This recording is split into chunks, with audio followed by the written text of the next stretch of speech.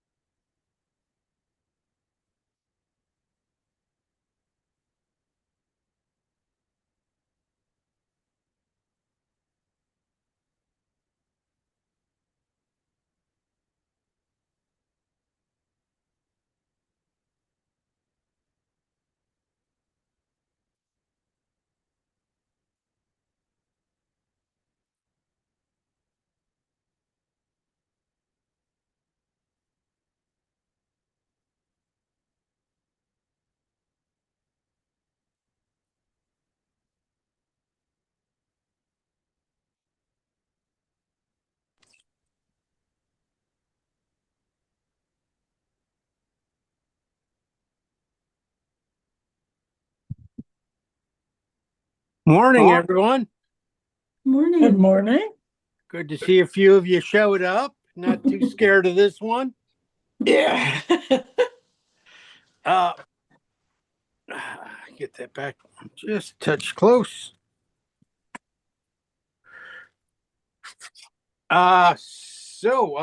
Last week we took on this swan here. Uh, Boy, you guys kind of did a nice number on it. I was very proud to see how many nice paintings kind of came out of this one. Uh, Sarah did a great job. Congrats. She one of the first ones to post again. Shelly, you did a nice job too. Mm-hmm. I liked it. I mean, it's good to see something, I thought it was really great. I mean, I think you got some good skills. Mm-hmm. Okay. All right, good. And then let's see, there was a few other ones that were posted, but well, she's not here, so we don't have to talk about her. Kim did a nice one too. So that was that one. This one still has some work to go. I kept changing things around, working on this wing here. Got it. It needs just a little more definition and a few things to it, and maybe I'm still working on the background. I'm not sure if I enjoy it or not. So it's one of those things. Gonna put it away for now. One of the things that I loved about it was the movement. I really I tried to emulate that movement, and I realized I had to kind of put that in my head from the very beginning because it's throughout the painting. But the way that the feathers look like they're askew, and things fly up, and there's a lot of movement in there, and it's really lovely to see. You're right. That's right, Charlie. Thank you. That is kind of the thing of kind of you want to catch them at an angle. And a lot of like you said, a lot of it has to do with just being angles, just changing little bit things like moving that wing up just a little higher. Yeah. It's that one point where you were running against. Is it awkward or is it right? And it's a fine line. of pushing it. Yeah. And sometimes just being on that line can really add a lot to the painting. It just causes people to stop and look at it for a second longer, going, "This guy Yeah. isn't any good. Well, what am I looking at him for?" That's usually what it is. Uh, anyway, that being said, I love the wingspan. I did Yeah. enjoy doing that. Um, and so today we're going to do another span. A little bit different though, uh, that's the thing about when we paint feathers and things like that, the combination of how they kind of have to be laid in there, um, really is almost exactly the same as fur. uh, you need to get that underneath color down, and then you basically lay on top of that.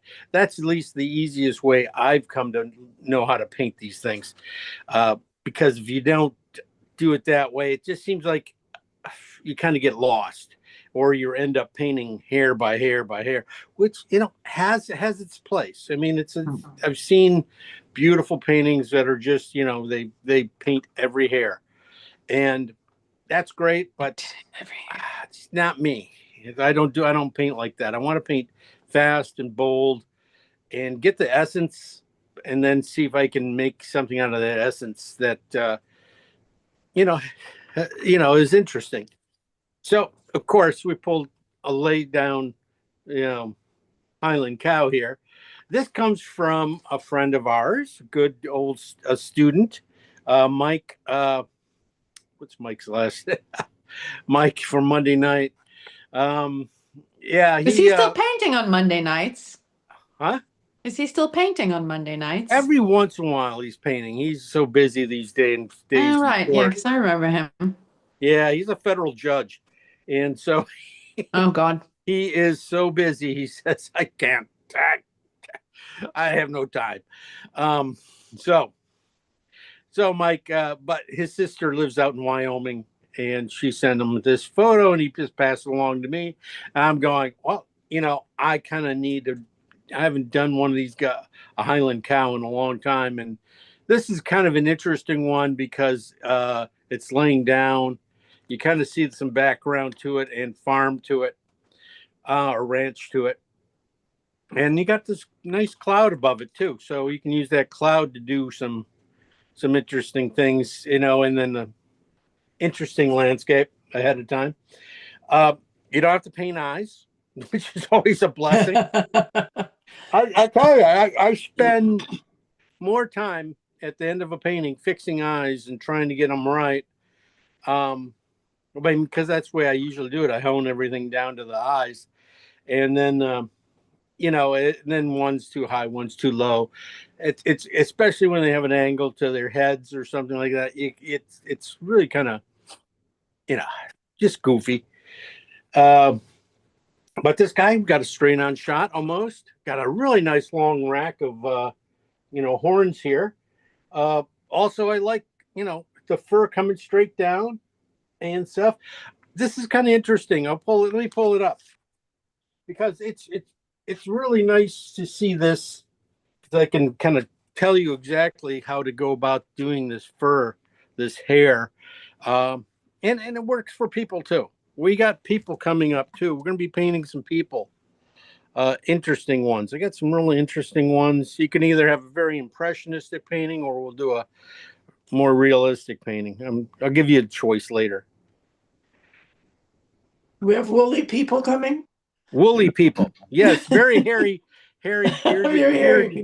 bearded, woolly people. Let me see where did I put this? Oh, there it is.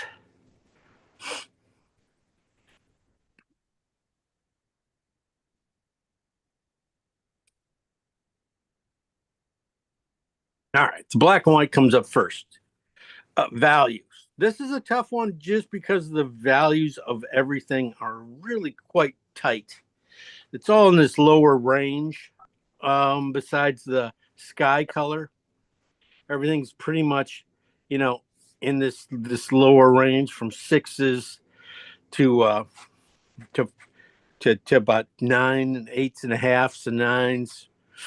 But also, you might have a highlight up to about four-ish for the back of this guy, and then you got the bright light back in here, which of course is probably up closer to twos and threes. So we're gonna keep it kind of tight and stuff. This is like one where we're gonna spend. I'm gonna spend most of the time on the beast itself, for with you, because I think that's probably the most important. Well, it is the most important, but I mean, for painting the class and stuff to see. The background is going to be pretty simple. I mean, yeah, the sky's interesting. It's kind of well, you can't tell what color that sky is until we pull it over here. Here we come. Yeah, kind of a, blue purple, grayed out blue purple. And the landmass back in here, you can't see anything, but it's just it's hilly back there. And I do appreciate everybody sending me photos of the Highlands afterwards and stuff. We do have probably better ones than this to paint, but this is what I had on hand. And what struck me right away is like, I think we could make a painting of this. Because when I was looking at cropping this, there was a few crops I thought could have been really interesting if, we cropped it really tight, and you had a long one like this, that would be pretty interesting. I've seen those not a few times. Would have been really nice to do. But I figured let's do this as a sketch, and if it looks really good, maybe then we'll take it to some bigger stage. Jim, can I ask this suggestion? I mean, tell me what you think. Over to the right of the picture where these two dark reddish things. Yeah. Yeah. What happens if we got rid of those and just put land back there? Yeah. Is that good? Yeah. Yep. That was a good point. That's a good point. I mean, that would probably. I know when I was cropping it, this area here was a very big problem. Like I like the whatever you call the vertical thing that this thing. I forget what you call that The ranch thing. The ranchy thing. Yes. You've been in England too long already. I don't know what you call it. Like the entrance, the gate, the hangman. Yeah, we'll put the hangman right here, hang it up there. Yeah. Yeah, that would be pretty good. Okay, I might try to make up some land mass. There's also the thing is, you could get rid of everything back in here too. And just do a nice land mass. That's always an option. That's kind of like where I'm kind of thinking about leaving open. Okay. I don't mind putting in. I like the cloud, and I like the sky there, and the foreground. Hey, it's foreground. It's hey. That can also easily, with a couple vertical things, become something else. Okay. It's not. So I'll always like options. So we're gonna go with this. A few things I was thinking about on this is, okay, he's very, horizontal. He's pretty flat against the bottom there like that. I was thinking about just opening up this front end a little bit, and just bringing him down so I get a little bit more angle to the painting back in here. So it's a little more interesting. This kind of just is boring. Where you have an angles, like this, much more interesting. Starts to give you a body, gives you something like that. And it's not like doing anything. It's just extending a few things. And when you're playing with fur like this, you do have room to play, you're just moving everything down. And I think that would be much more interesting and give me a, pull people in, makes for a better design. It starts to, especially when you have a lot of horizontal things going through here, so just having something like a wedge there to just, break those things would really is kind of what's needed here. Looking at his face, here. Let me go a little closer.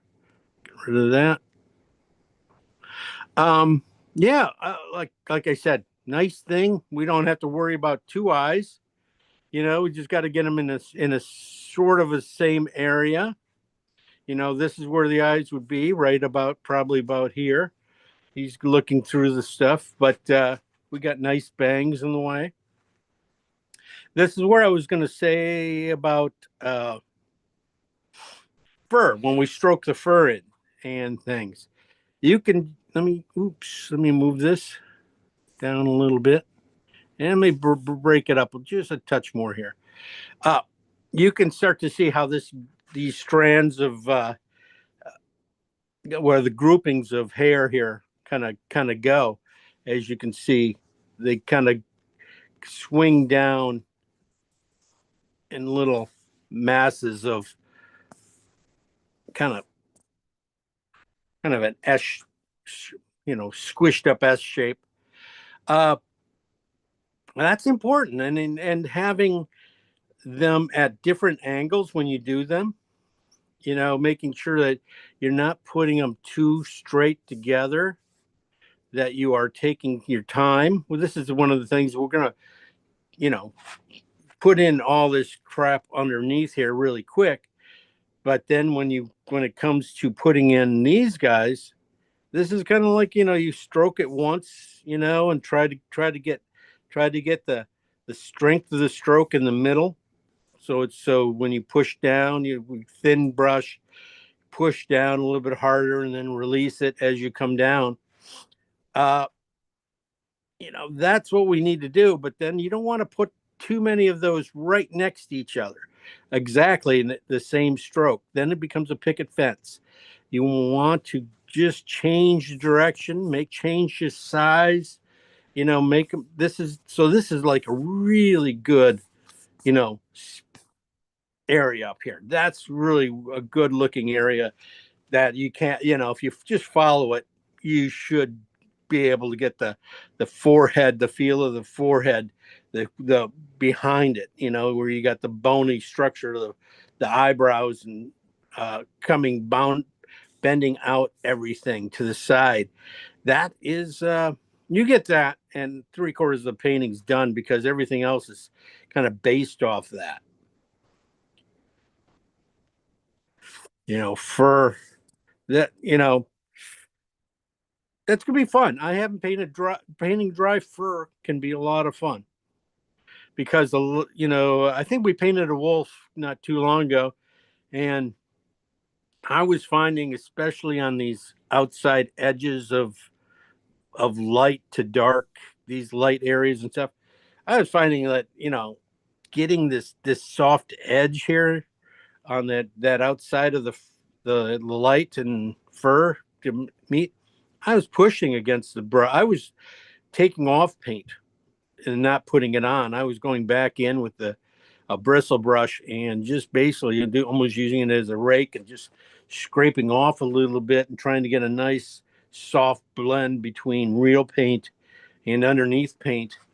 And it was working really good without working too hard, and it had a nice effect. It was having a really good effect. Just one of those things I do, which I don't, not sure if I talk too much about it, but switching brushes, the power of a bristle brush against the power of a synthetic. You look at the horns, how clean those guys are, and nice shape and everything. That, and how clean they have to be. A good synthetic will do that, and then that mixed up with the bristle of a fur, dry fur, you can't beat that. You have it's a good combination of brushwork coming up. Well, you got the muzzle too. Muzzle's definitely going to be a mix of probably a little bit of both. Definitely, you can't get those nostrils without a synthetic in the mouth. That line, that little clink around the face. And then the highlight on the nostril, right above the nostrils there. Very, that's a really good place probably for a synthetic, but it's going to be a lot of blending, a little bit of blending too. So, and then how you get that kind of texture, that clean texture against a furry, soft texture. That'll be a little bit of work, but I think we can get that pretty nicely. Okay. Darks and lights again. He's a little kind of he reminds me of my golden, so he shouldn't be too hard to paint. He's going to have a lot of the same color characteristics. But the thing about this painting is the overall color, that the values are not jumpy. So if we keep it this could be a very handsome painting if we stay in a tight form here. Like in here, we stay pretty tight and only go up here to get the highlights, maybe of the background and of the light showing through, and maybe a few highlights on him, but not too much. Try to, this is the thing, control it. If you can control it, you'll have a really nice painting at the end. If, and then, you just like everybody else, a nice Highland cow. Everybody wants Highland cows. That was the strange thing is I have a gallery out in Wyoming, and that's what they are asking for too. I said, do you want cattle, Longhorns or something like that? And they go, no, we love Highlands. So Highland cows. And I said, well, I guess I can do that. And so when this came up, I said, well, that's, that and being I think I can make a nice lesson out of this. I think it's going to be fun. So that's where we are. Any questions? Yeah, I like the idea of changing the background. That's always a good solution. When you come up against something like this that's clunky, a lot of, there are a couple really strong angles up here with that ranch pole thing, and then the other part of a fence, and then I think that black dark thing in the background is a building. Definitely we could take those things out and make them a lot prettier back there. And even the yellow thing there that doesn't really do anything the lightness, is brighter than what we have and does help kick the horse out there. That little yellow thing. So maybe we might have to bring, if we did bring, this back area, what's over his back haunches over there, and kind of carried that through a little bit. I don't mind the fence. I mean, the fence is okay, but it might not be as meaningful when you start to take things out. Always the thing. We'll be playing with it for a little bit anyway. Sorry, there's always just thinking things through before you go into it, right? Okay, let's go over and see what we got on the palette.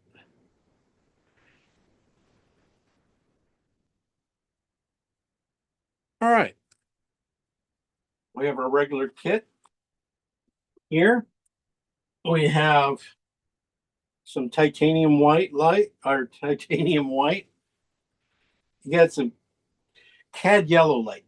Wow, this is usually cad yellow light. The company sent me permanent yellow. It's light, but it's not light, and it doesn't have any strength. I'm not too happy with it. I would still go with love cadmium yellow light here for the strength, but I just happen to be out of it. I'm waiting. I just got a new tube, but I haven't opened the package. It's like $40. Oh my God. That's for a tube. Or is it more? I know. Sometimes you have to buy your own paint. I don't like buying my own paint. Anyway, cad red light. This is right. This is cad red light. Cad orange. Yellow ochre. Regular yellow ochre. I think I'm gonna might end up leaning on this yellow ochre a lot in this painting because it's kind of a, you see how dull it is? That kind of yellow mixed with some greens and blues can make up all that hay color. I'm thinking down in here that kind of grayed out colors pretty easily, I think, or at least, replace it instead of using too much white. I can use that. Anyway, light oxide red, alizarin crimson, cobalt blue hue. Still, little yucky.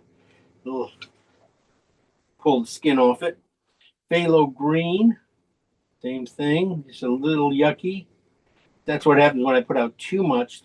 Next week, you start to lose some of the uses. Is it phthalo green blue or phthalo green?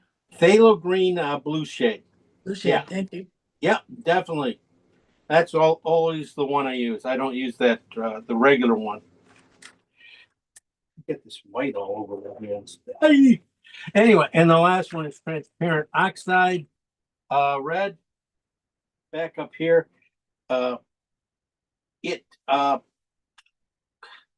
Green. I got blue. I got what the heck when I'm start playing touching things.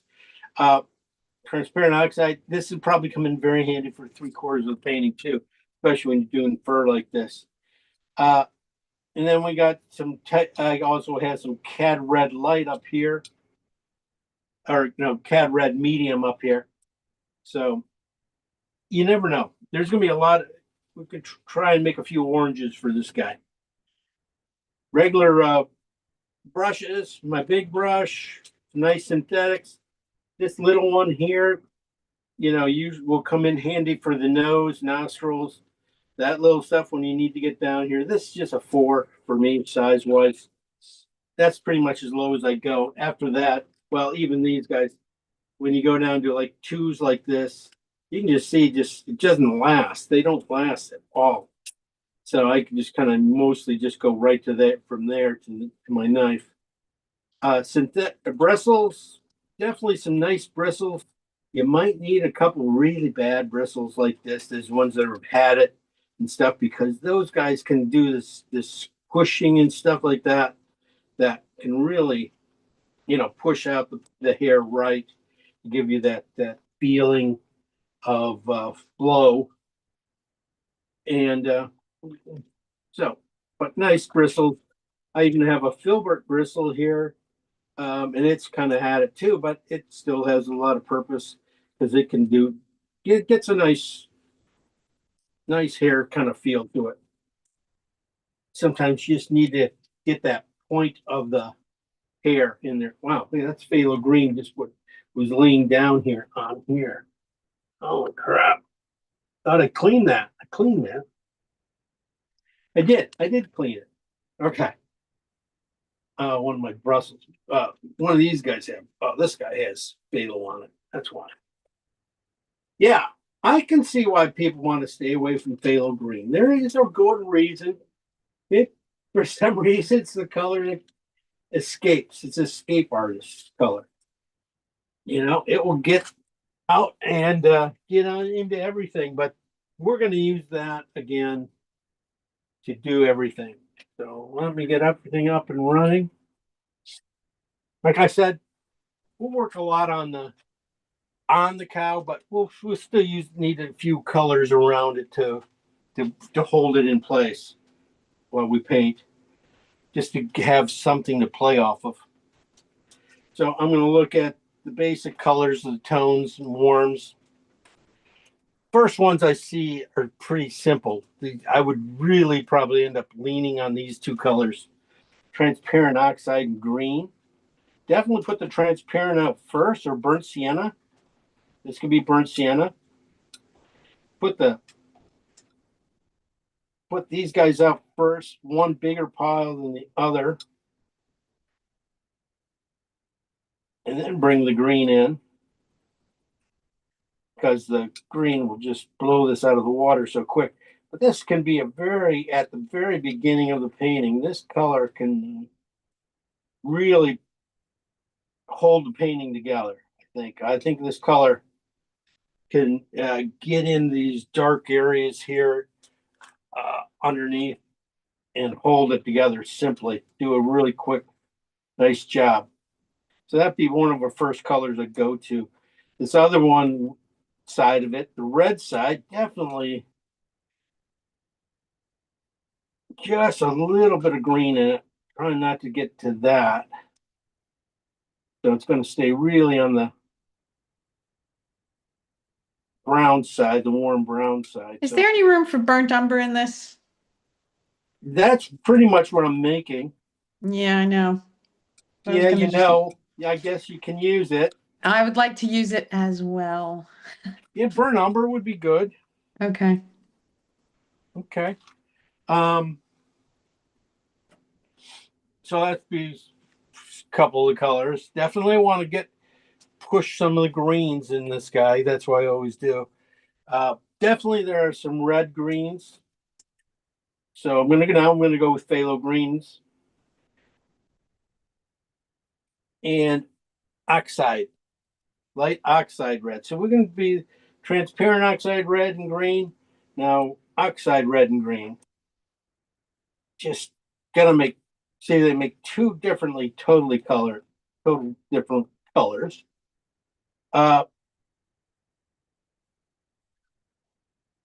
That is all over this guy. That is like what's underneath here. But sometimes you just need the green side sometimes to be different. You know, when you get into shadow areas and some lower parts of the beast, you want to create depth. So being able to go from a dark like that, a green dark to a red dark, just kind of pulls the color up. So this would be these two colors also, when I gray them out with white, should end up being almost all the land. Can be a lot of base color for the land, I think. At least that's what again thinking. So we have that and that. Okay, we need a few other colors. So we're gonna go blue and oxide, red oxide, light oxide red. I think I can get this color into his nose. And if I can get enough blue out of my pile here, I'm going to do a couple colors here. Thinking and oxide red, just like This is your Terra Rosa, yeah? Yeah, Terra Rosa. Do you know, I bought a color this week called Chinese orange, and it looks a lot like that. Does it? Yeah. I know there's an Indian red like this. There are, I mean, but it's transparent, interestingly. Is it Chinese red? Chinese orange. Orange. Who's the maker? Well, interestingly, I said I couldn't find Sennelier, and in fact I could. There's a catalog that has it all. So it's Sennelier. Oh, there you go. So Chinese you spent away orange. for it. Transparent. We're gonna try it. What's the number of it, Kim? The number is 645. Is that close to the number for orange? I don't know because my Have to look it orange up. is not Sennelier, nor is my Terra Rosa. Doesn't matter if it's the brand, it's just the orange, it's the number. I'll look. Hang on, I'll tell you.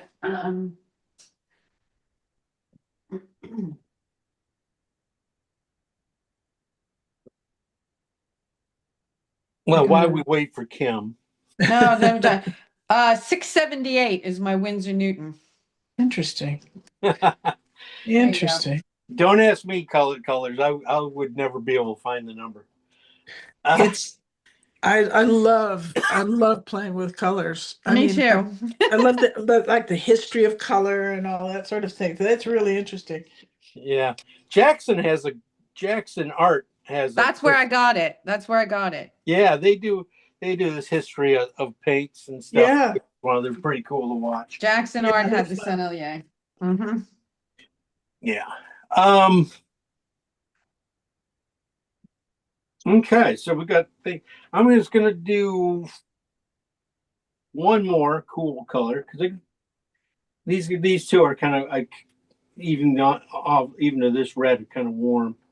So I'm gonna have to do a few cool colors. This is always just a nice one to have. Again, when you got this purple up here and stuff, sometimes you need a few colors in there to make it interesting and stuff. If I paint it with just one color too much, it's just not good. It's gonna be a little boring. So phthalo green and alizarin would be that color, wouldn't it, guys? That's the sky. Yeah, it's the sky. That could definitely be the sky if you put it on the red side. Even on the green side, it's even a little bit of green showing through can be very cool. As long as it's really pretty close. Close to this. It could be a more almost it can't be a half and half mix because there's no such thing as that with phthalo green. So this is the alizarin, and this should be a real alizarin. And we'll see. We'll see what happens when we lighten those up. I'll tint those guys up a little bit more. But right now, I'm not going to be using them too much at a straight phthalo green side. But okay, I say that, but then I look into the grass and I go, or in that hay that's pretty fresh, and then I go, there's some green in there, green side. It could go greener, so leave it there. We'll leave it there. It's gonna be fun. That's it. That's the colors for this painting, pretty much. Yeah, we're gonna have a couple specialty colors for the hair. We're gonna have to, but I think all these colors, we take these colors down to 8s. I'm saying 8s. I could go to 7. Now I'm going to go to 8 and then probably 5. Take these down a little bit farther.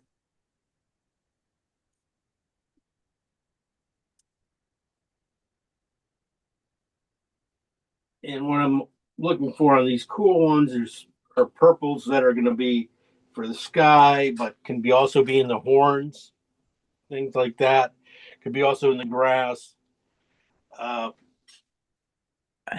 these other warms here will be basically the mid-tones of the hair. So if we add white to them, almost half and half. This is green, the green side. You can just see how warm this is. Oh, and value is at 8. A little bit more white. Oh, I said we're going to stay at 8. Oh, wait a second. My Freudian slip there. And that's an 8. A little bright, but you can see how tan that is. That's definitely more hay color. Some of the hay greens and stuff coming through. It's kind of in no man land right now, that color. Not exactly. I think it needs to either go red or it needs to go green. So I might split that pile. Now this you can see is perfect. Yeah. Yeah. Finally, you miss quite a lot, but then you come back with something that's going to be. Yeah, if I put this up against the screen, this is the color.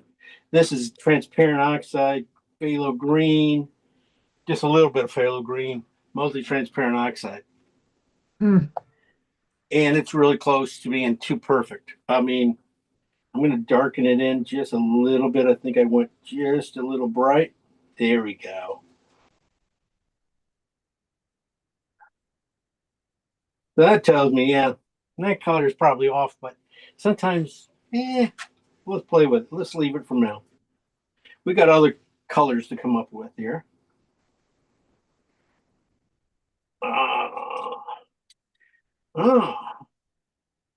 as I can tell, I did stay on the red side pretty heavily on this one. Transparent, this is regular oxide. This is transparent oxides, and these are regular oxides. Or, yeah, light oxide red. And you can just see this color in that. That was on the red side pretty heavily, and it's still up there. This is what I was thinking was going to happen. This is going to end up being all over in the, yes, all over in the grass or the hay. So it might even steal a little bit more color in there. Kind of a big patch, but that's okay. This color here can be fun. Can be fun. Okay, I'm gonna leave that there. I might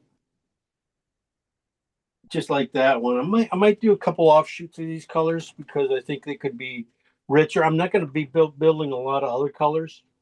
It's kind of a simple color painting, but I think maybe these inner, taking these colors and just branching them out a little bit into richness and maybe tone will probably be enough to do the painting. Sometimes that's the way it goes. I just want to. It's limiting your choices. Sometimes limiting your choices, you get more creative other places in painting. When your colors are like this, where they are pretty tight, there's not a bunch of bright flowers or anything like that. Sometimes you'll be able to use your colors in a better way than you normally would. You'll look for, how can I beef up a red, a little bit stronger without adding a ton more colors that are just going to kind of screw up the painting. So it's going to be very clean, very clean. Oh, this is what I was going for up here. This is blue and oxide red, and it's really, really close to nailing it. This is probably just a little bit too red, but maybe I can find some places for it. I was thinking about this as in the fur too. One of the highlight colors in the fur. The pink? The pink. Yeah. I force you to do it. You got to look and find some pink on that. It's a red. He's kind of orange red, right? So Yeah. highlights should be in that range. This is where I was going. There you are. There we go.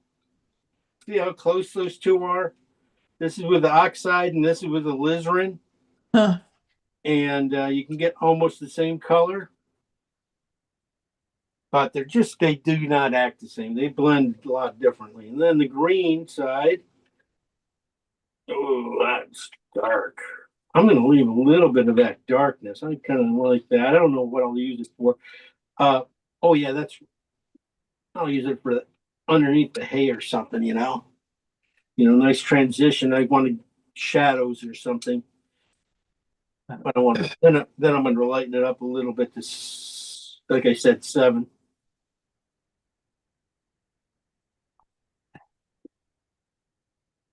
There we go. Again, I was going to try and get it into this cloud, but it won't go there. Definitely won't go there at that value. Definitely goes everywhere else, though. All right. This is probably going to have to be a lot lighter to be able to fit up in that purple. Let me lighten it up a little bit more. No, it has to go a lot lighter.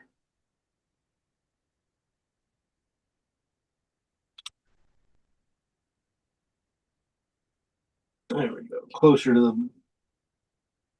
Anyway, then I can fit it up in there in little places. It'll help. Anyway, there's your base colors for the painting. We don't have to worry about eyes. We do need to come up with a few richer colors for highlights and horns. Didn't even say anything about the horns. I don't know why. I'm just looking at the fur. The horns are just kind of going to come out of here anyway. They're probably going to come from this color with some purple, pinks and purples in it, and then with some warms also in it. Yeah, that's all it's going to be. Let's take these guys down to about a 5 now. Wait. Before we do that, yeah. I'm going to just split this pile off again. I'm just going to make it more, split it and add some more green to it because I think it's more green on one side. So it is green. It's not that too taupey. I can get that a few places, and then I'll go the opposite route up here.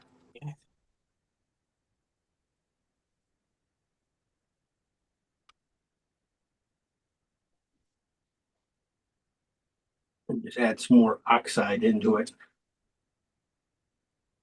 So I have a little bit of the color that came out of it.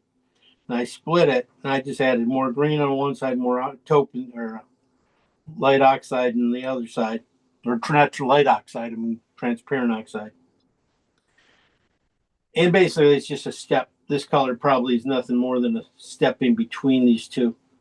But I figured that I definitely would like to have. So I think that's it. I want to do a few oranges, a couple of mixes of orange for you, for this guy, for we don't get, forced to use just that, maybe another 2. So let's go a couple simple oxide, light oxide red and orange mix. Put some oxide out. Mix cat orange with it, a lot of cat orange. Yeah, I see. That was just a little oxide. And that orange didn't move it hardly at all. So this was not going to help me. Let me take and move this part up here. We'll tone the canvas with it. Let's move this over here. And I'm just going to take a little piece of this and add some more oxide or orange to it. So it's more orange than oxide.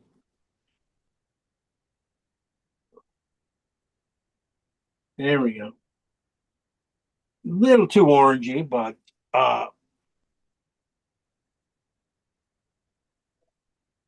okay. I'm not really looking for too much of it there, but let's go on and just do okay, alizarin in yellow. Let's go alizarin in yellow. This might be too well. Like this was had yellow light. If it was, this would probably be really rich. But since this is just permanent yellow, it won't be quite as rich. You can see that was a lot of yellow and did not, got to the right value. Now you can see I'm really close to that, but when I add white to it, it should change out a lot. And then we're going to leave this one probably on the red side. That'll be enough. Now I'm going to lighten these guys up and go to a value pretty high. We're going to go probably 4. Take a piece of these guys. Doesn't even have to be that much of one. You might have to add a lot of white to them. Take to at least 4. This will give us a nice start on our lights. So half and half.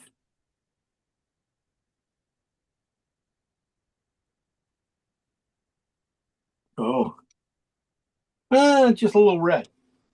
So that's just a little red. And yeah, it's right around a 4. Well, let's see what the orange side does. Warms it up. A lot warmer.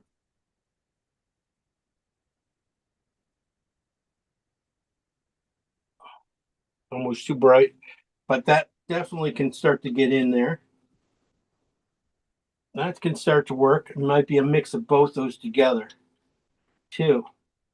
Oh, the yellow and the thing. This is a nice warmth.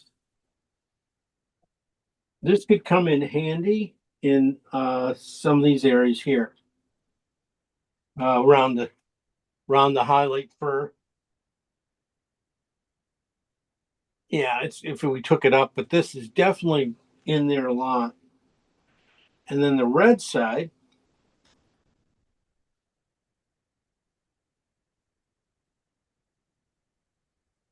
I said all this about ochre, right? I told, oh, ochre could be a big thing, and I didn't even use it. When I start to mix colors, it just kind of went right past it. There you are. Those colors are going to hit it all over. Good. Do a nice number. Now we're going to need a few kind of specialty colors in here, a few little breaks of color. I'm going to look for definitely, I might go back and do just some blue and alizarin and ochre. Just use those primary colors basically, except for and then add white to these guys.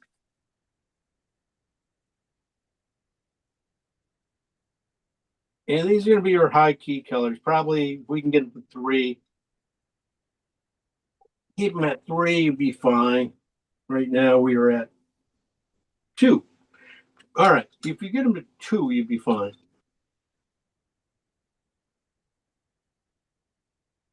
That way a lot of the colors are going to show up. See, here's your pink. We'll see if we get to use it. How much that comes in. I might need a warmer pink. Might take these guys up a little bit too.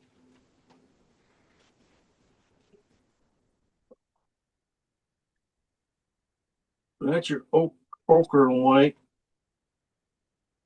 I'm gonna add just a little higher on that one. Just because I'm thinking about horns and stuff. These little scrape little lines and stuff sometimes can get, might need to be a little brighter, but maybe not. Pink. Yeah, that's a little strong, but I'm thinking of it going over colors too. So it might drop down. This blue is okay. I think this is good enough to go to battle with. For the amount of time we're going to have, probably won't be able to use. We'll hopefully get a somewhat of a block end done. So we start off with transparent oxide and phthalo green. Transparent oxide, heavier on this one, coming down. This became like a really taupey kind of army green. So when we brought it down to an 8, first 8, I think we stayed at 8. It was just, I wanted to split it and added some green on this side and added some transparent oxide on this side just to get it a little richer because it was kind of in between what I could really use it. Transparent oxide and green again, on more transparent oxide on that one. This is light oxide, red, and phthalo green mixed together. This is the red side. This is the green side. Again, I was saying I was going to do that too to this. Just push the red side just a touch more. Just that. No, it's caught him. It could have been that. I mean, yeah, never mind. So phthalo green side. This is blue and oxide too. coming down. This is, you can start seeing the pink come through here, and this is the blue side. These guys are going to end up being a little bit into the cow. We're going to try and got to find a place to put it, but it's also got to be in the sky. Uh-oh. Charlie, we having problems? What do you need? Okay, never mind. No, I'm sorry. I was on mute. I was clearing my throat. It's okay. Okay, Charlie, we're just checking on you. I can't paint along with you today. I fell in pickleball yesterday and landed on my right hand, so I'm just observing. The things people will do to get out of painting this. I know. I tell you. Oh, sorry to hear that. Anyway, well, you were painting so well the last time. You definitely want to see you paint this. Phthalo green and lizards coming down. Okay, over here we want light oxide red and orange. Light oxide was pretty strong compared for the orange, so I really had to push the orange in this one. But coming down, definitely, these guys could come in and play really heavily in this painting. This is one of the things when you go from here to your palette or to your painting. You know, you sometimes things switch. You know, these guys become warmer up there than they do here compared to these guys. So these guys could really work. So over here we just said alizarin and yellow, light yellow, and coming down, and you definitely see the warmth. So we got things to play. And I just did over here. I just did blue, alizarin, and ochre with tons of white to just give me another light to kind of push in here, to shove in here. So, any questions? Oh, up and running. Okay, I'm getting up and running here. We'll get going.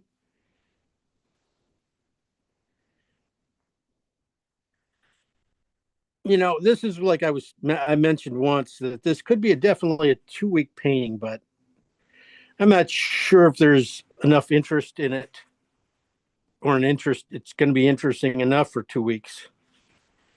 I think, but we will be doing a 2-week painting as we get going at some point. And it could be on the person too, but could be, would be Huda. Okay, so coming back with this. Put this up here, over here, a little bit farther.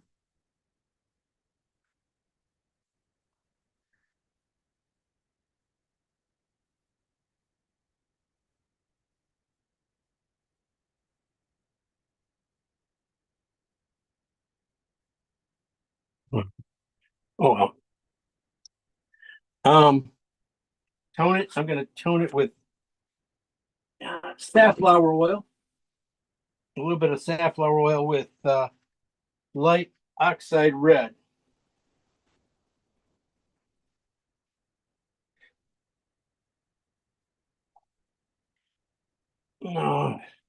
What I'm thinking about here is this green at the bottom of the painting. You know, that this oxide red will be really nice, neutral, and gray out any heavy green mistakes I make. You know, when it gets too green, that this red here will really could hold it down so it doesn't jump at us. And then I got to lay this out a little differently too, so you know what I have. I ended up grabbing a square one because I didn't have a long vertical one. I didn't have a 12 by or 18 by 24. I only had, it was a 20 by 28, 24. So I can always cut off 2 inches, off it, or an inch here, an inch there. So if I want, or if I can make it work right, I'll be fine. That's why I gotta take this down. Let me take that.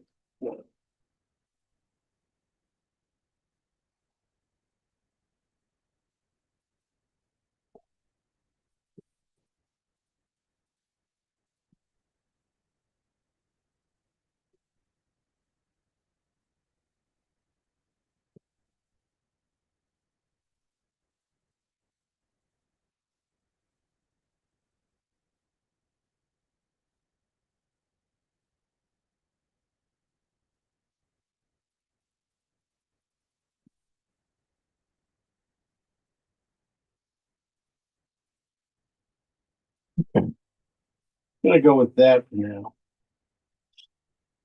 Like I was mentioning before, finding the spot for this, I want his horns to come with about an inch or so from the edge here and about 3 inches to this side. And then in between that, probably should find the guy's head here. So he's pretty like uh you know symmetrical. He's both these horns and stuff. So going down and finding them, finding spots here halfway to the bend. I mean to the big bend. And then coming up, yeah, how high does that have to go above his head?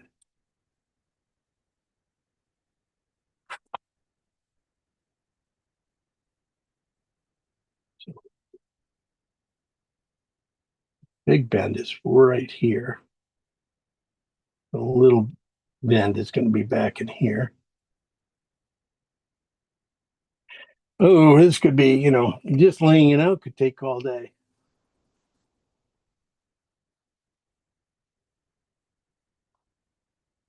Yeah, gonna have painting layout instead of painting oil painting today. Did I make them too big? Yeah, I did. So let's bring them down a little bit in here.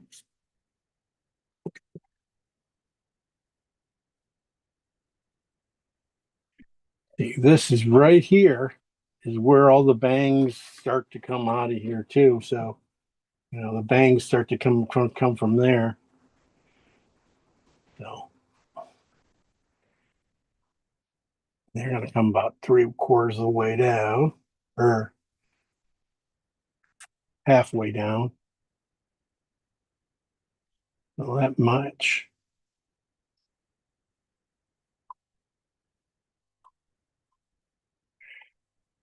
Go down. Should be about his mouth right in here, and then more fur and another fur ball down in here.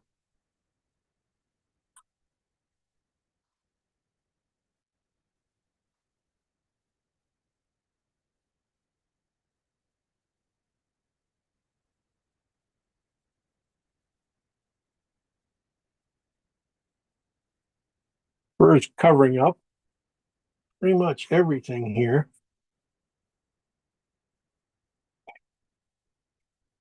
That should be right about where this guy comes down.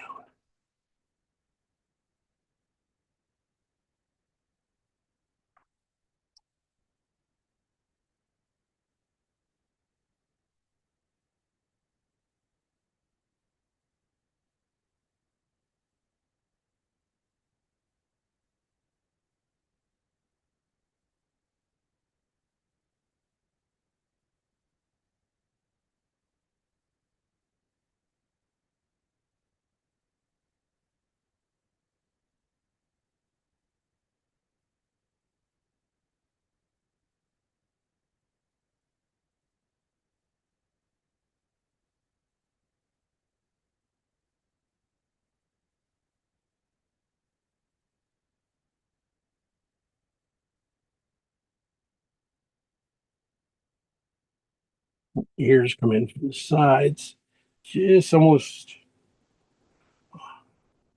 I split that again. I should get the nose. That's where the nose starts, right in here.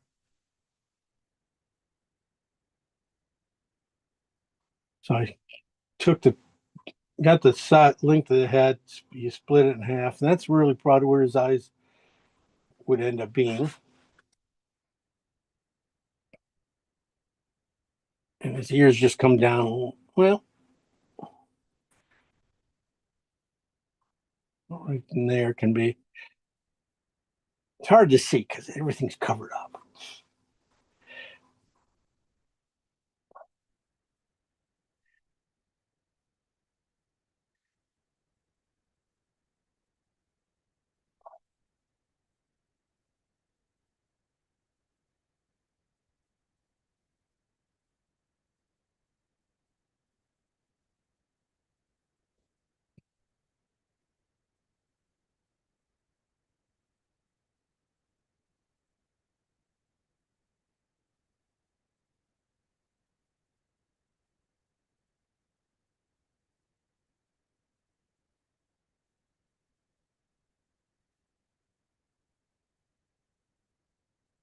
I've painted a few Highland cows, but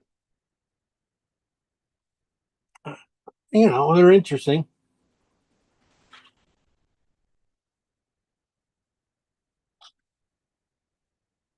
I think his nose is just a little too small there.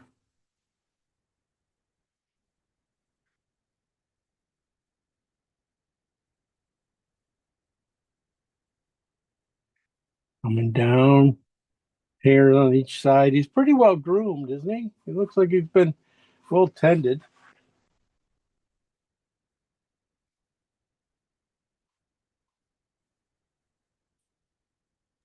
You imagine what kind of job it must be to brush out a woolly coo? That's nothing. That is nothing compared to a golden. You got two goldens. My God, those guys.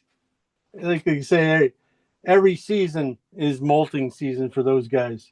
They just lose more hair. Ugh. But yeah, I know. It'd be nice. I wonder what if they do.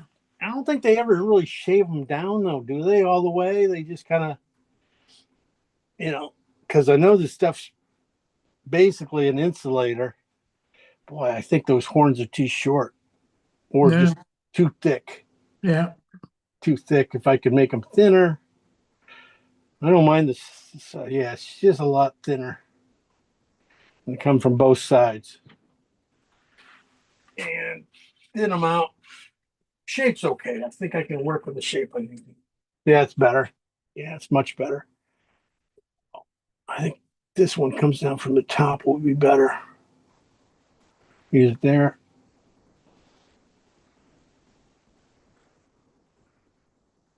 So I go with the inside line, not the outside one. Inside of the line, that'll work if I remember. All right. Oh, there's the hard stuff.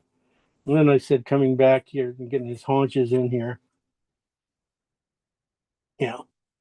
Getting this at an angle instead of totally flat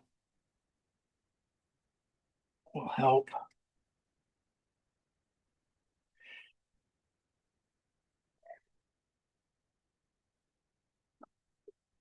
Yeah, there's hoof here.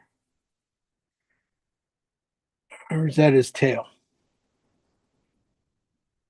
At the back end here. It's really heavy.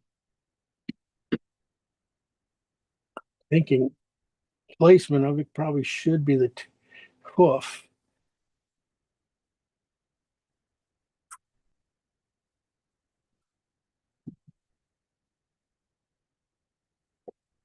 But this should be a hoof. Kind of has a couple things there. So, and then the tail you can see back in here. So definitely hoof. A lot longer. See how he's breaks up here. There's a nice main here. Comes or hackle coming around here, coming up.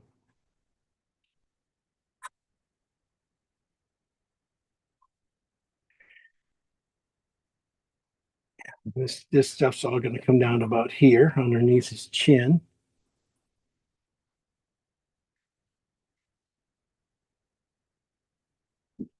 Yeah, a little shorter than that, but should finish right about there. All right, that's the tough part. Now, if we want to,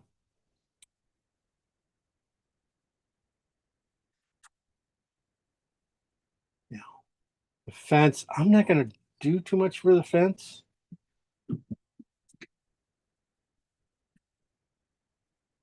I think we're just going to go here. There's some background in here. And if you did carry it over into here a little bit,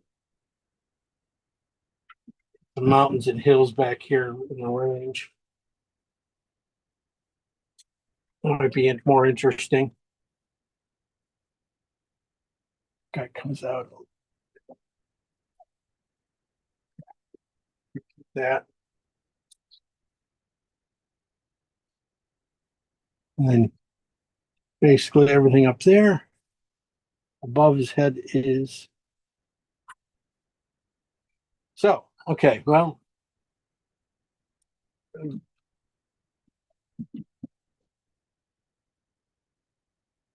Ended up going a little lighter. Even that might be a little too light, but okay.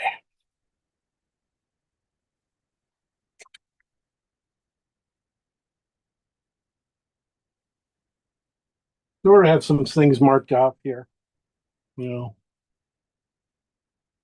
where these got a little bit of a triangle coming down from his ears, right? From his jaw to his jaw. So, and then from the top of his ears to the point here is another little reverse triangle. So it's kind of a diamond shape.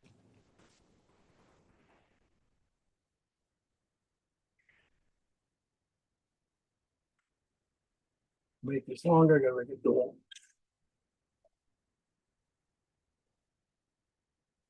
All right.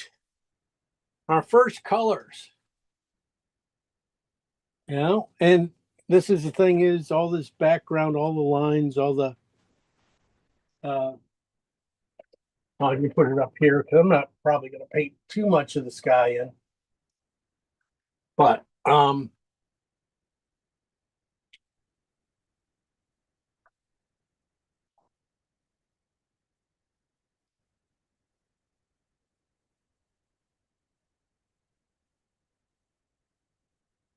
purple coming in shouldn't be too bad over here.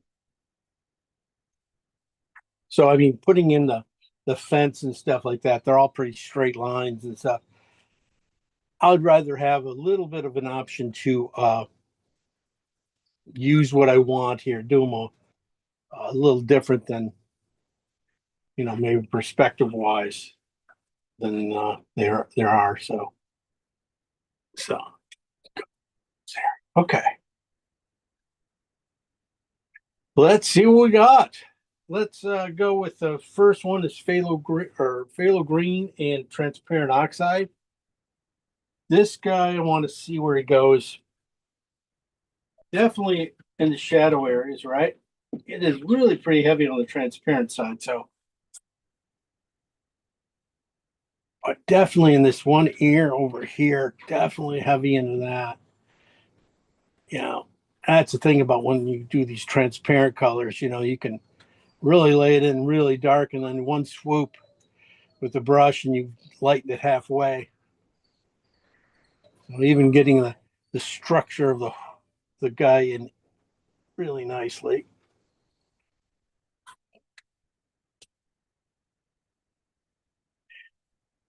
Gonna go under here a little bit. And then I get about over halfway. I'm gonna try the red side. On this side a little bit. And I can still bring some back here to the ends of those around the outside of the shadow. This one I'm going to go just the opposite, go a little more transparent so that you can see the green on that side, the red on this side.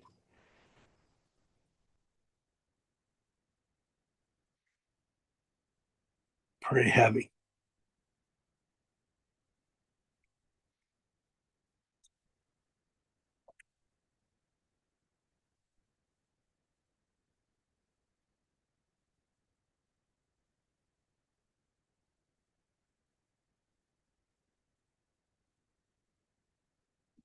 Go back to the green side now.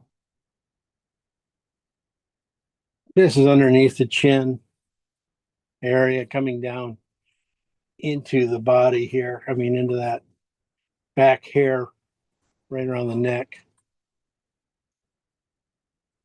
As you can see, it's very, really gets the midtones ready. So you do have to lay it in a little stronger at the bottom of these shapes.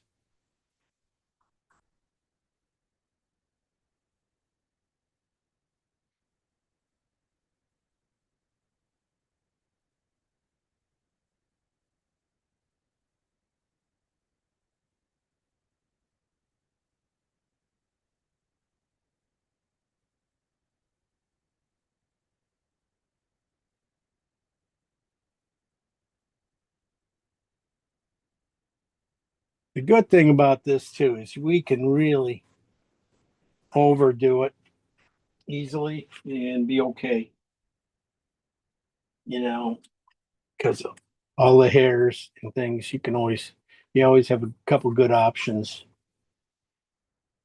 I'm going to go to the red side now. A little bit on this one, transparent oxide and red and phthalo green, and this is the transparent side. So back in here,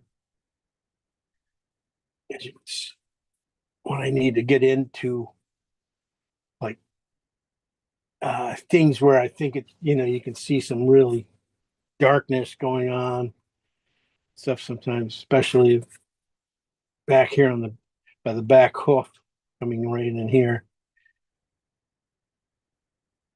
Even though it's transparent, I do need to build it up. I can get the darkness of that color in there. Now I'm gonna end up coming and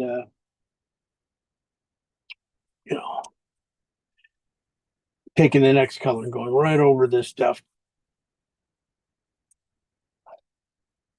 Okay.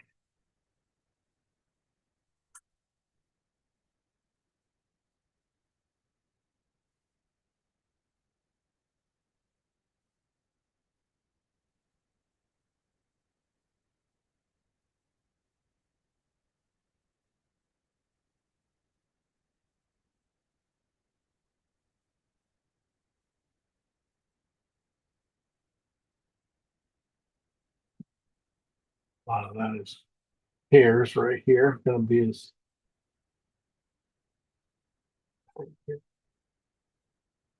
nose is gonna go there, so I just gotta just make sure I'm that cleaned. I'm gonna put a little bit of this into these horns.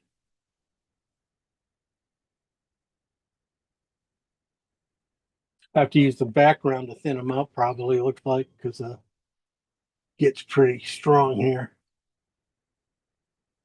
Sorry, you hear my dog howling or not. I don't know if he's howling up there. My son come by and they can't get out to them, so they're gonna cry a little bit.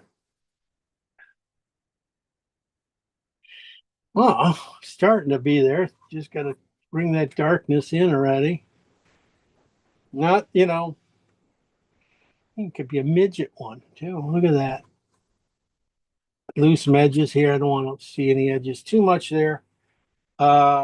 Anywhere else this color can go right now?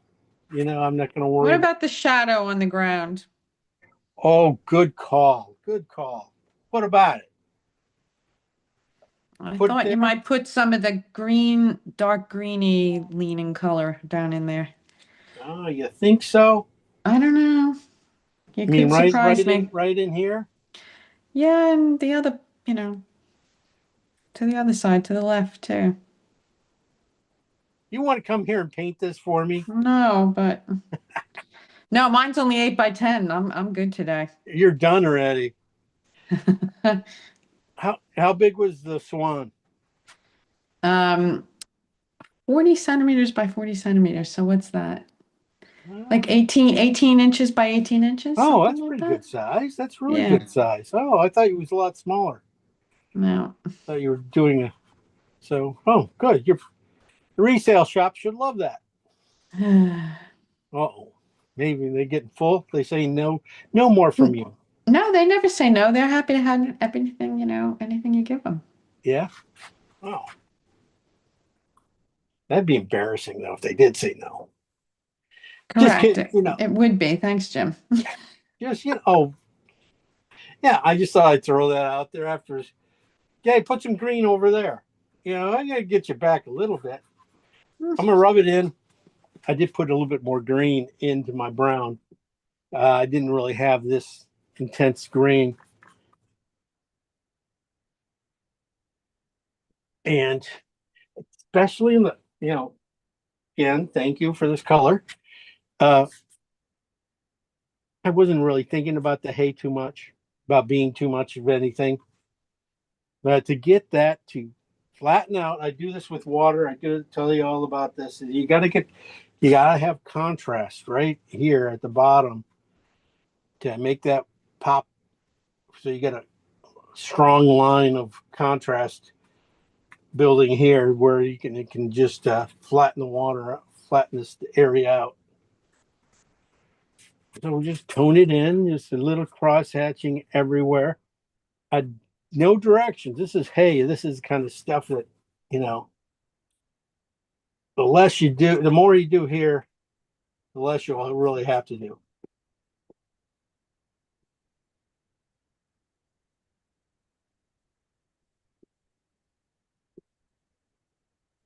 Okay.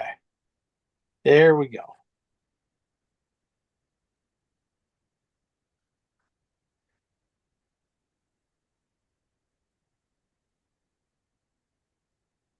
Good job. That'll work. That's kind of interesting. I might even just push that up. Lose this front edge a little bit at the beginning here. I'll bring it back with a highlight or something.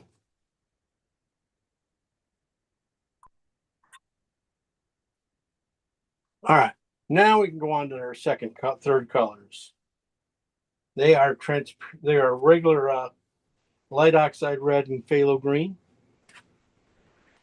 Again, these guys are gonna come in here. I'm going to go on the green side again, start with that. I'm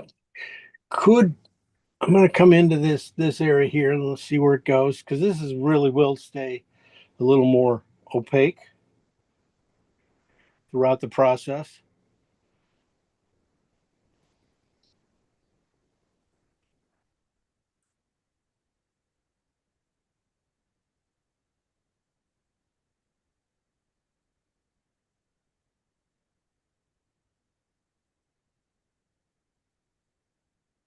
And you definitely can find it down here in his jaw and stuff.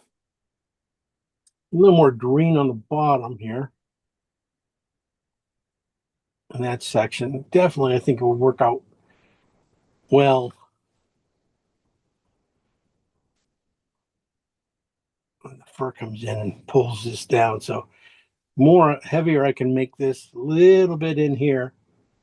As long as I'm starting to think about direction of stroke and things, like what's going to happen, but where that stroke's going to have to be, how it's going to have to turn. So, I know the direction. So not going too many times against the grain.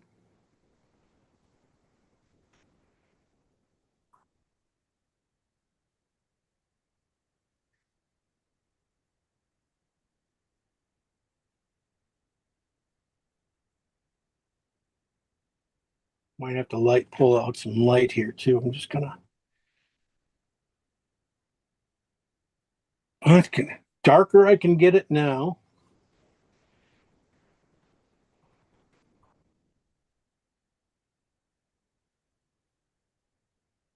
There you go. The nicer it's going to end up being.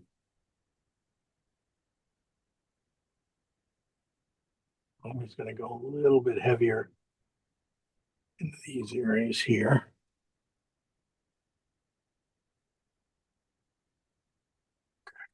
I get to the front here, this head. Let me start toning this back down a little bit over here too. Okay. There we go. Now I'll go to the red side. Now, when I get definitely in the front area here,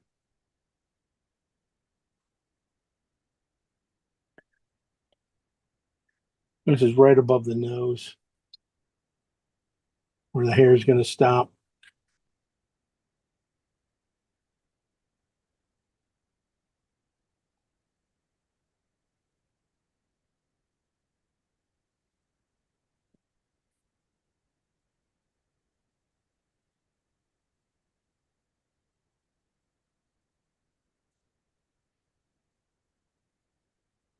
You want to throw in a nostril with this color, that's fine too. I think we'd go a little bit darker, but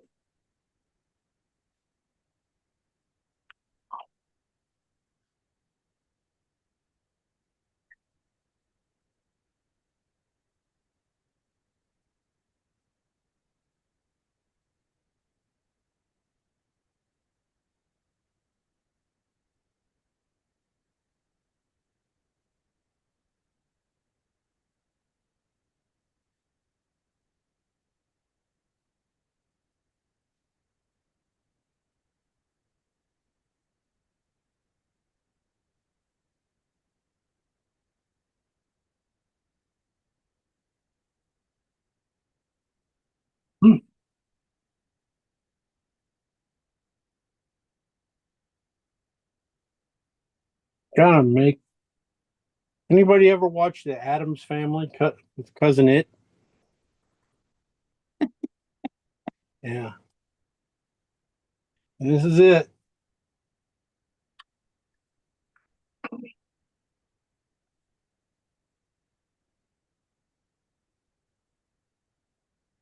Going way, way too dark, trying to. Basically, these guys will just, with the midtones, probably should behave very well. All right.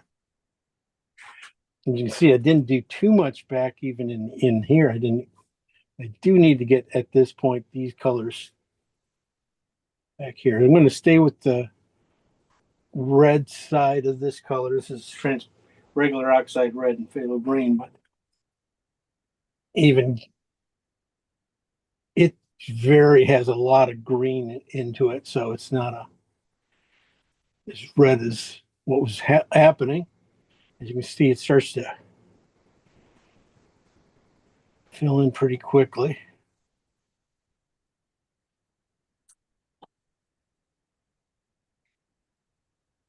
Yeah, I don't want this back end here to come forward. So the details in this back end here should not be, what we got in the front. So everything back here can be done a lot simpler.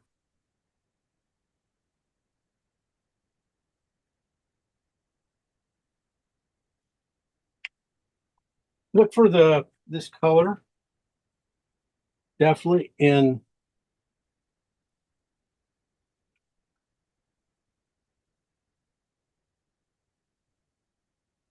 the bottoms or shadows of this of his horns.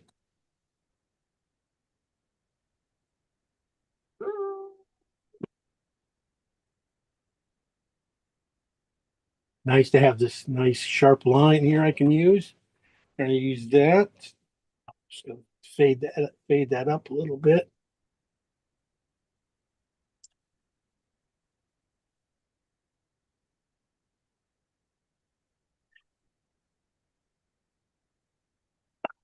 It's too early to put the tip in it. That's the thing about these guys is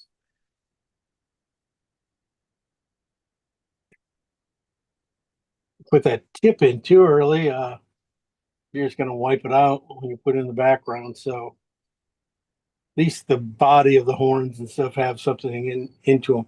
I'm getting this phthalo in there and oxide. That'd be nice.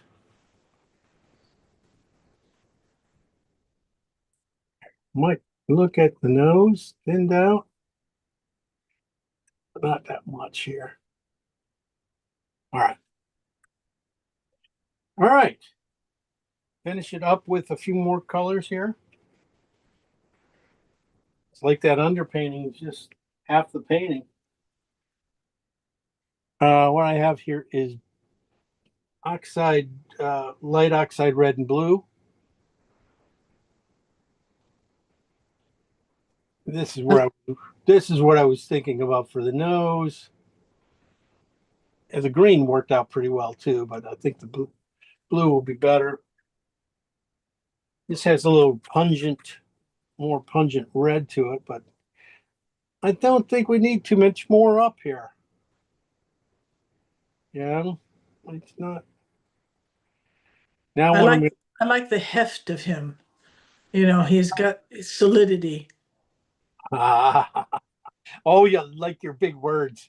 I like those.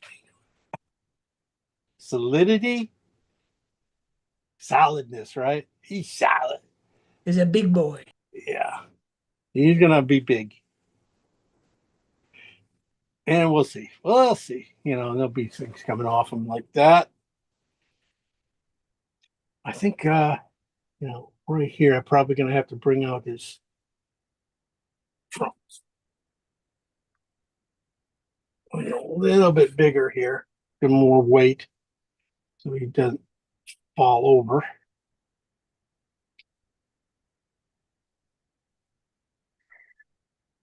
This warmth is that first color did a really nice number on getting me the tone of the hay. It's not perfect, but it's a good feel to it.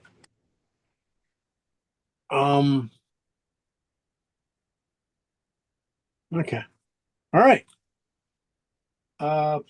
Everything else, the darker color, I don't want to put in those things back in here. I would rather hold off on that. That's not the best. I just want to force it in there and then have to take it out. So we're going to work on this guy today. We're going to paint fur. All right. We got the base done. Now we're going to go mid-tone. This is where I would switch to a bristle brush, for most of the stuff. What I'm going to do is go to the mid-tones. Which ones I'm going to start with? I am going to start off with my kind of a funky bristle brush. Probably start up here and start to come down. Really, really make sure that when I do these things, that I do have different directions. I'm not putting too many strokes in. So stop early before you go too far. So this first color is going to be the transparent oxide and green. Slightly on the green side, a little darker too. This is not at 7. This is probably more at 8.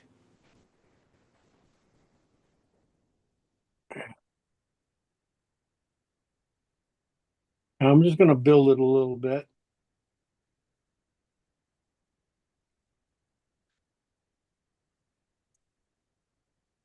Giving space between strokes too.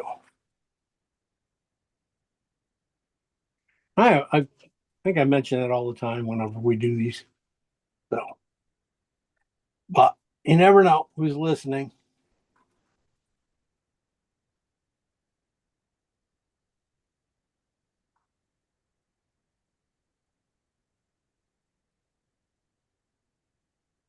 So we'll start with things here. This dark side, you'll probably find it a little bit more happening.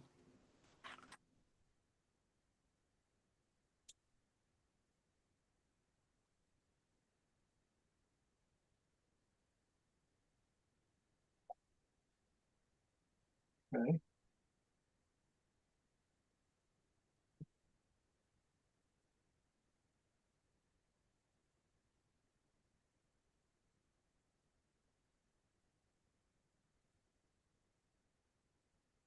I put in that stroke. That stroke felt color-wise felt like it belongs there. So finding it, that means probably around his muzzle here. This color is going to end up being heavier, especially down in here, right and around behind, right the hairs below his face here. Yeah. To break those up into strokes, you know, you don't want to lose all your darks.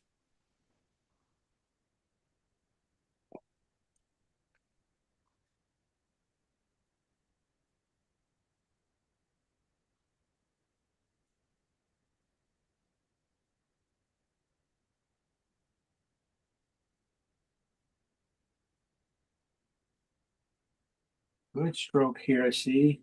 Right on the side of his face, side going into the dark. I thought it was good stroke. Okay.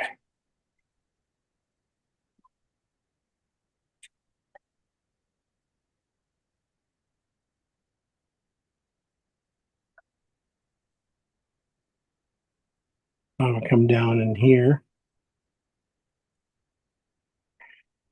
Hmm.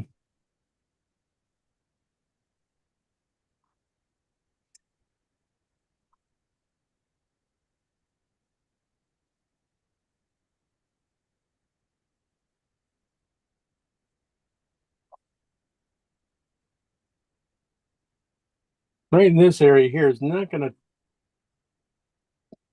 get too much more than what it is right there in the whole painting. I think that's,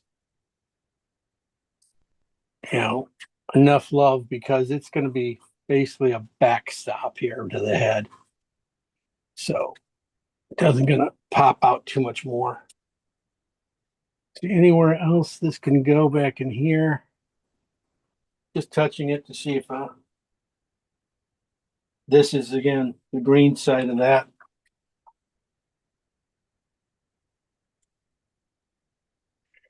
I would think probably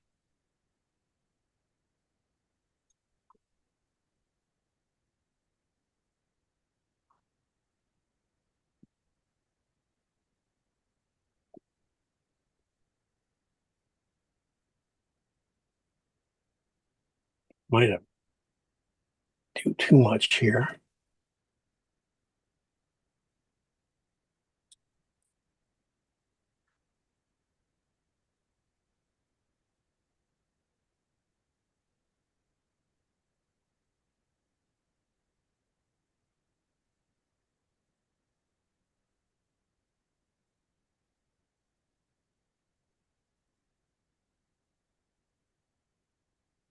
Anything I can do up here?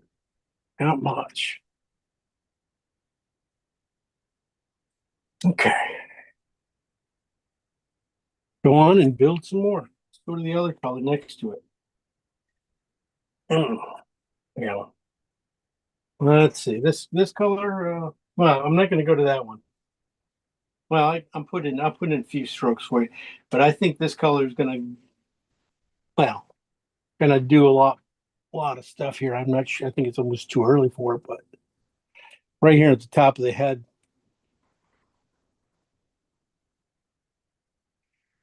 Uh, okay. It's not quite as bright as I thought it was. Are you still on bristle? Yeah, I'm not using a bristle. Okay, I'll be using a bristle pretty much to do all this hair. for the rest. Yeah, for three. Yeah, pretty much. Until I do the horns, I think.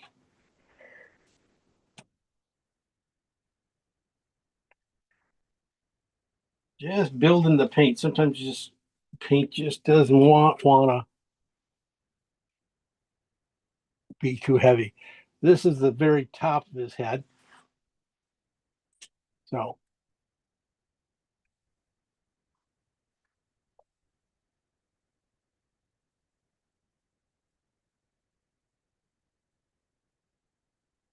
that's all he's going to get up there. He's not got to really almost really take it uh, lightly up here when you put in when you start adding white or heavy paint to your painting here, because these guys over here will just um, you'll lose all your darks, and all of a sudden the good stuff's going to be gone. All right, so this stuff comes down, and then it bends. The shape really kind of bends over a little bit over his forehead a little bit and kind of comes down in here.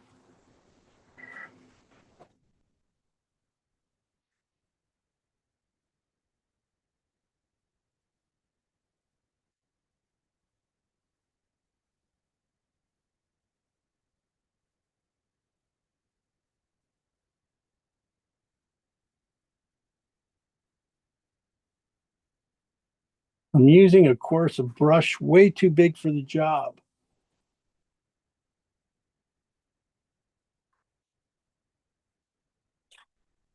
Well, it's working out though.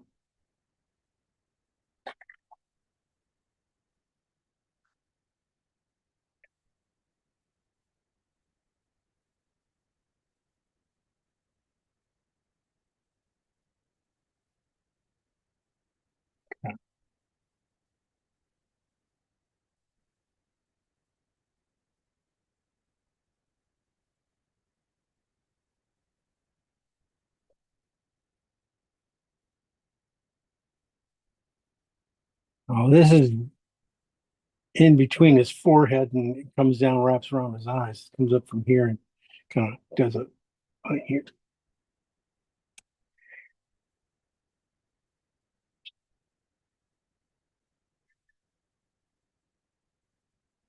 Well, that's almost right. And sometimes almost right is good enough.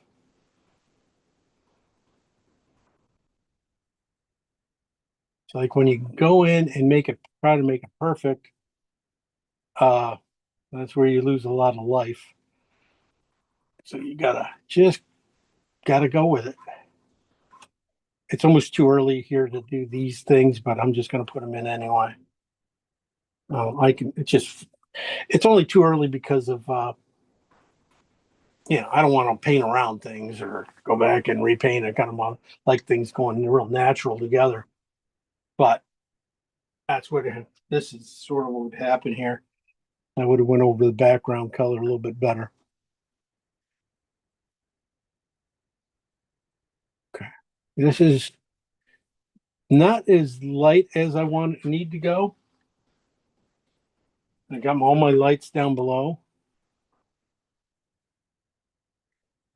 I need to go a couple times just against the grain in these bigger light areas like this. And when I come back with my lighter colors, going over there in the right direction, that'll look really interesting. Against the grain sometimes will work better.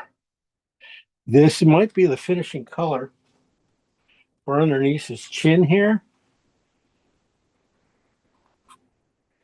hair wise and stuff, where that comes in here. So I'm going to twist my brush, start off with a thin down here below and then thickening it up.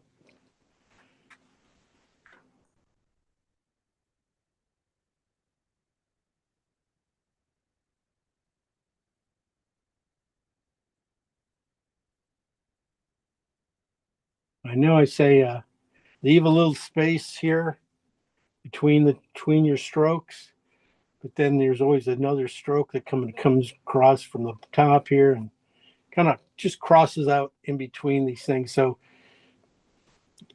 it's fills in the space. So these guys, you don't have an even gap all the way around. So it's always knowing that there's another step yet. There's still one more step to take.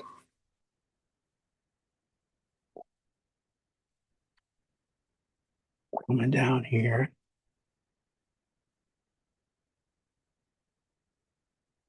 That's not bad. I'll leave that.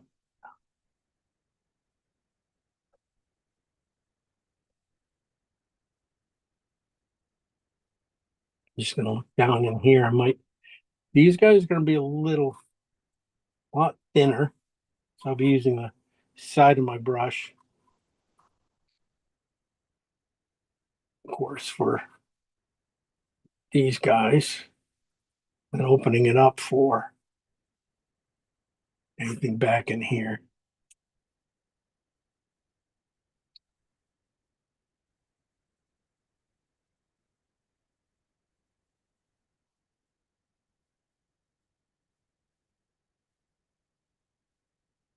There we go. And then getting around this. Called this is hackle. There's this like mane of light or of fur that kind of really a bit longer right around the neck. And in dogs, it's called the hackle or hackle, especially male dogs get a lot longer one. Just a little bit longer fur. Behind the neck? Yeah, behind the neck, coming down, especially into the chest. Oh, It's kind of like that regal look they have sometimes. Yeah. So I'm going to bring, I didn't do this right here. There's one spot here. Twist up a little bit. There we go. Well, I didn't do the top of those either. So some colors just going to take over the painting pretty quickly.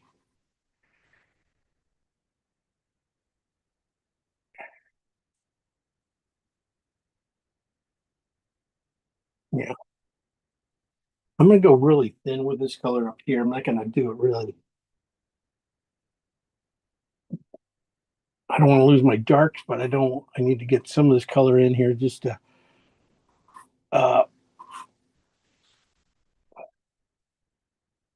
break this up, to soften these up a little bit.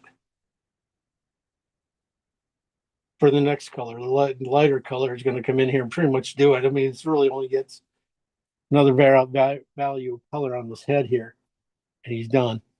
His head's done. Back here's going to be even less. I'm going to try and do this. This is still transparent oxide phthalo green with white. Now I see where it goes here. Just doing this front piece here. Again, a lot of look. This is where I was looking at it for underneath this lower part.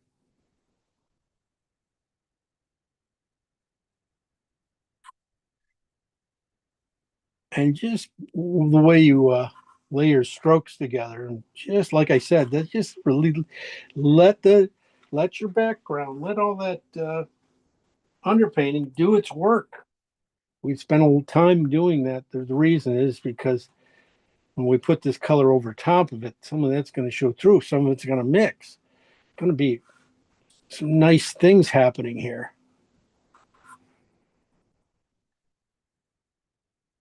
And so don't overpaint them. It's all stroke, stroke, stroke. Concentrate on your strokes, leaving space in between. Sometimes you don't, this darks just not the same spot, it should be, or, when you get there, that's okay. Just leave it. Use that dark someplace else.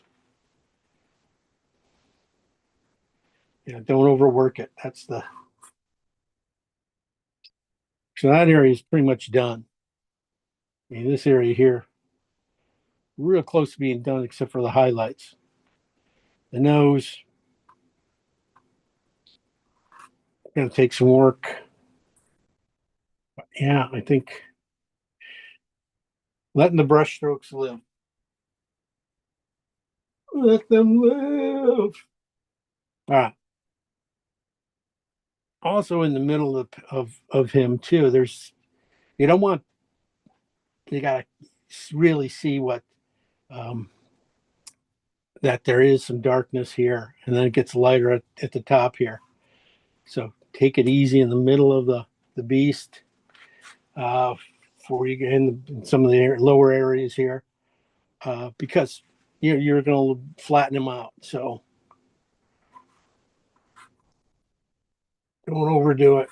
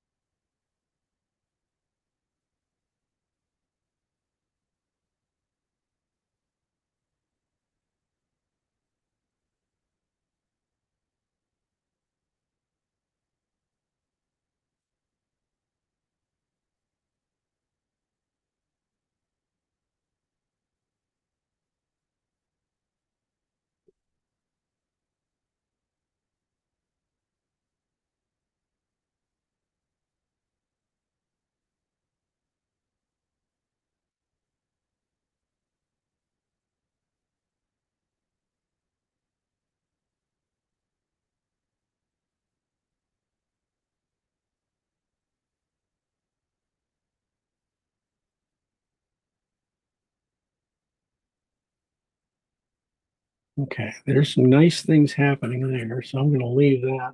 I'm just going to get his back of his hoof here, so I can start to keep moving that around because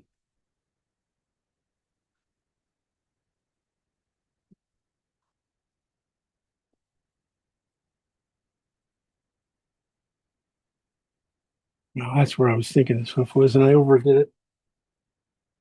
Oh well.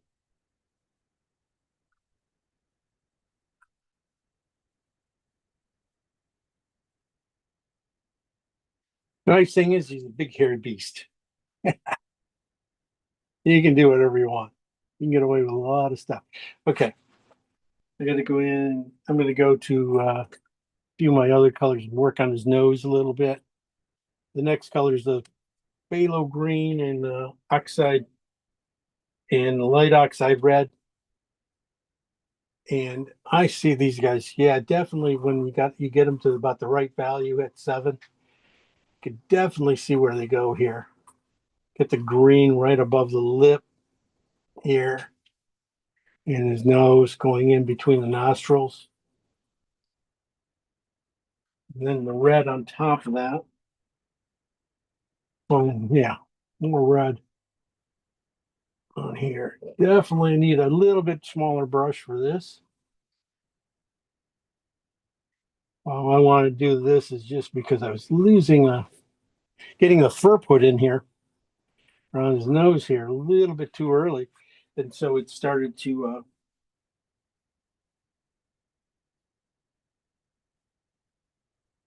I started getting some nice marks, and I'm going, but they're in the wrong spot. So let's push this thing back so we can get this guy in here. Sorry, got to get in front of it for a second. I'm going to go to a smaller, going to not a small brush, but going to a synthetic so I can get this in right. Have a little bit more control where the bristles are going to go. I'm just going to basically work on the drawing a little bit here.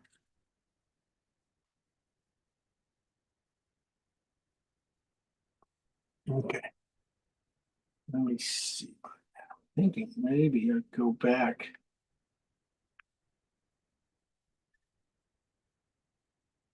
This would be that taupey green I came up with, transparent oxide and green with the very first color.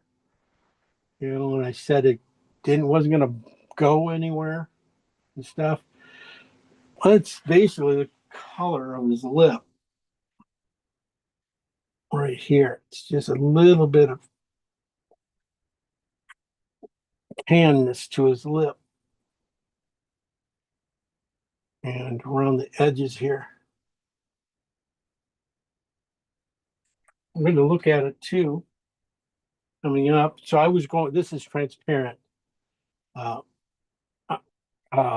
red oxide with green, phthalo green. And I'm looking at it in his nose here.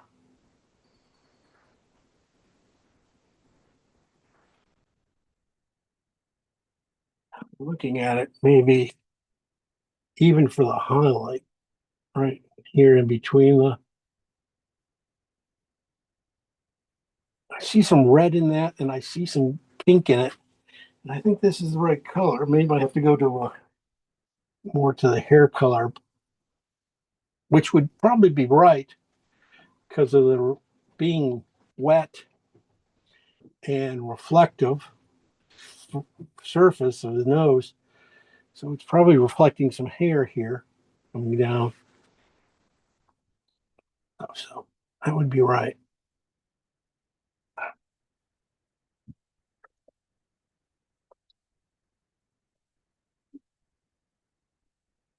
Okay. Maybe.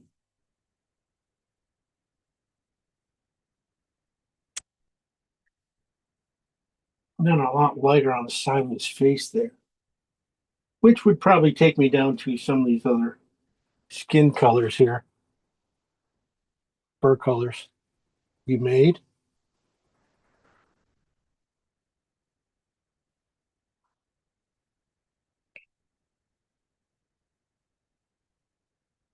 Yeah, I came down to cad yellow and oxide, no, cad yellow and alizarin down here with white.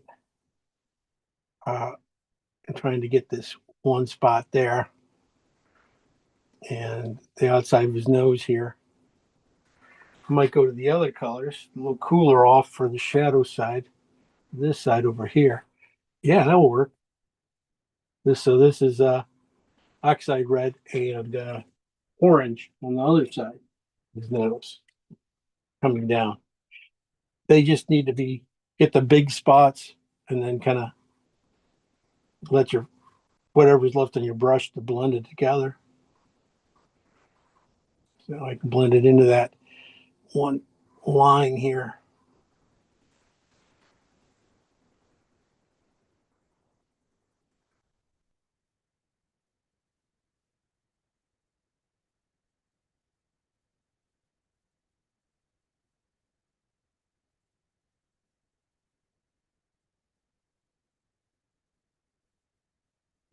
And just soft that front edge of this thing.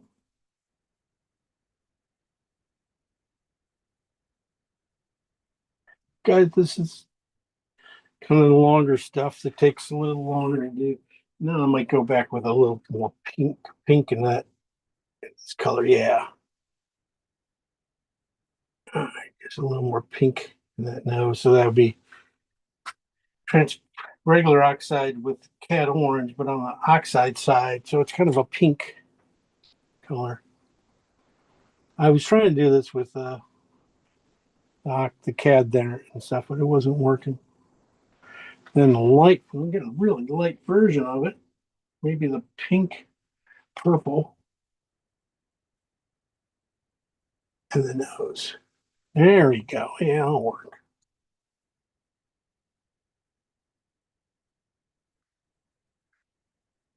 All right. Get everything else in there. Sometimes I'm just going to have to, dig in and do some, smaller brush here. but also inside those noses, very warm. That is a really warm red.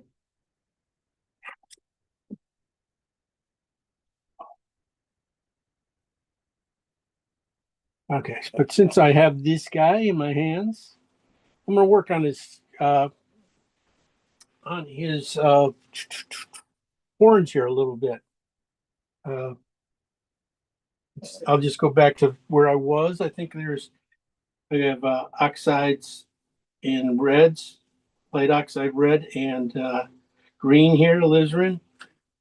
That's about what is this? This is a 7 or 8. 8. And I can start to push back these horns a little bit. So this is on the, well, it's supposed to be on the red side, but this is almost right down the middle. Kind of a warm gray. I'm going to start with the greens on, so almost greenish gray.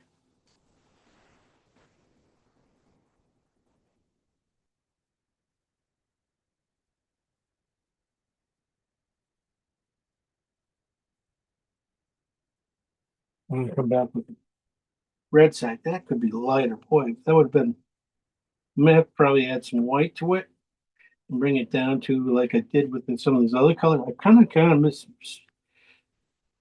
the step on that one. Because this color is almost really close to what I need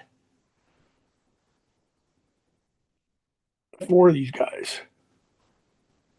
So this is oxide and green, but on the oxide, light oxide side, light oxide red side. Definitely, you could do these, easily with a nice long stroke.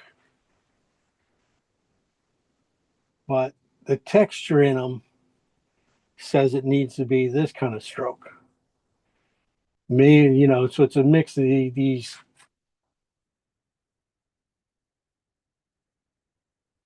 strokes going together.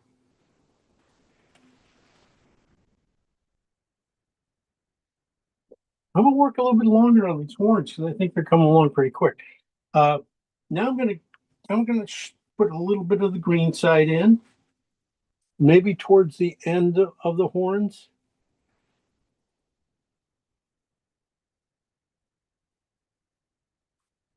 Uh,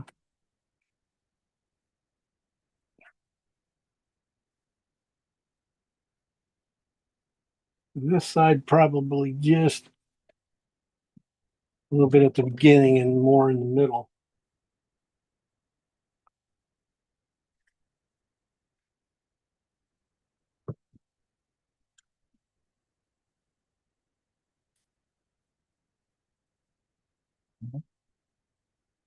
Then I got this light.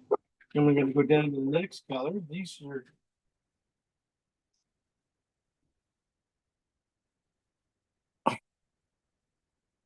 yeah, my son's here. The dogs just go nuts. But he has the flu, so I can't go see him. So he doesn't want to see us either because he has flus. I just need to bring this in a little bit. Oh, that's where that pink is going. That purple pink. And I said also it can go in. It's gonna go pretty nicely. You can see how well it goes with these colors. Really pretty there. So if we can get a stroke or two of this, into the hair, and definitely, like I said, that's where I put in the muzzle here, but I didn't put it in with any white. Enough white. This is a lot lighter color, so it goes back in there or into the underneath the nostril. There's just that little light that it catches right there. That could be it. If I could put it in cleanly, clean paint.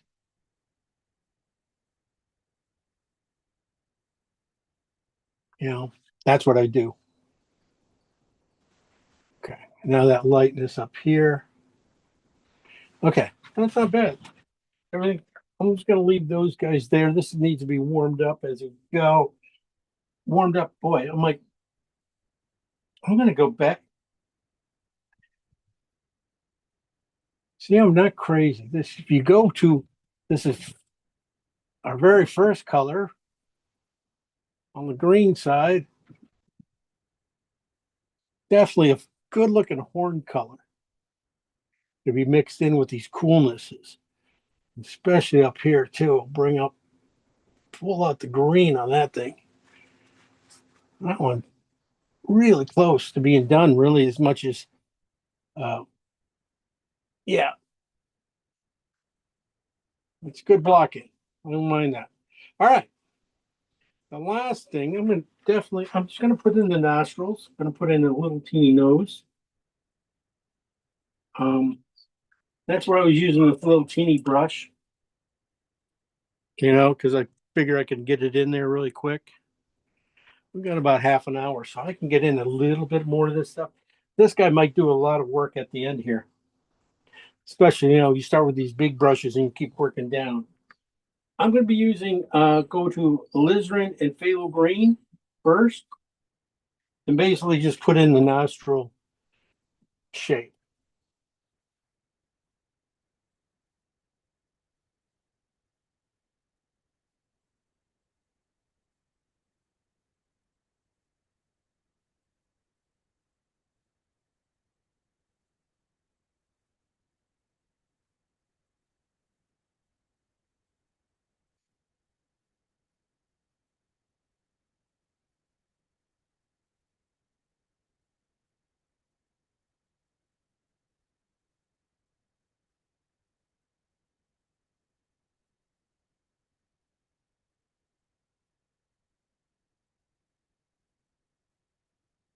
Yeah, you can see how dark, but you can't see it, but you guys can.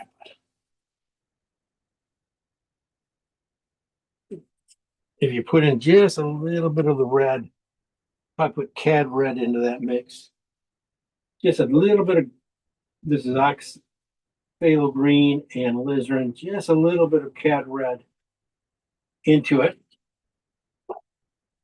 And then come back in and just paint the bottom half of the shape. Repaint it all a little bit. Just a little more warmth into it.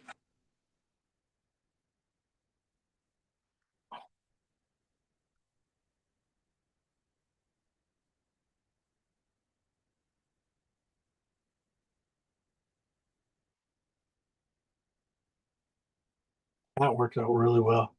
This would be good for little stuff around the mouth, too. The little lines you got to get in here. And we'll get some hairs going over them.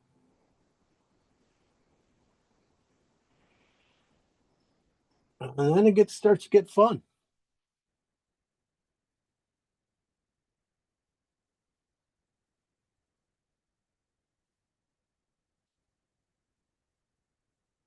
I'm going to go with almost more cad red. And I didn't really use a lot of it in the painting itself yet.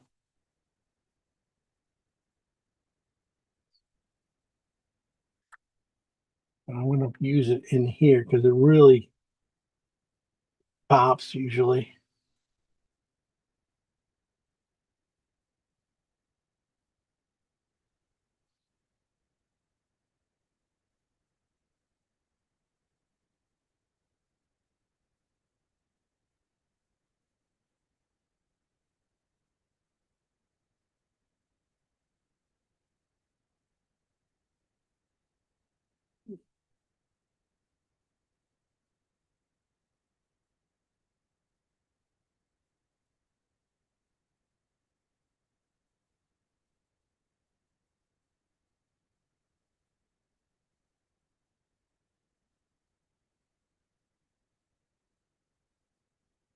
Putting it right on the outside edges of the nostril too, a little bit. No, like Always gives a little bit of face.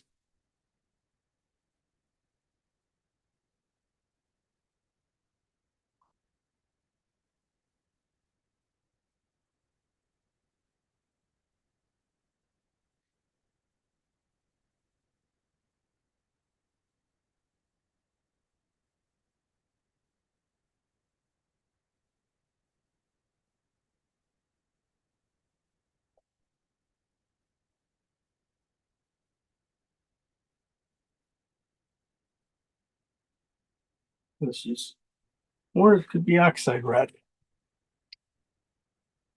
Yeah, hybrid. That'll work too.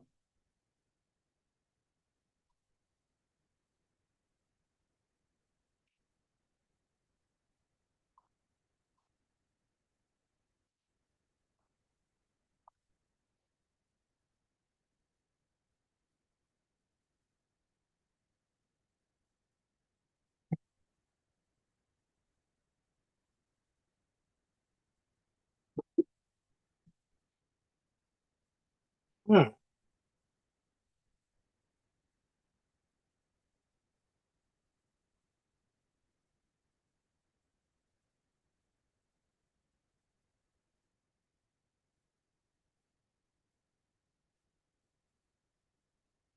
Sorry about that. There's not much you can do.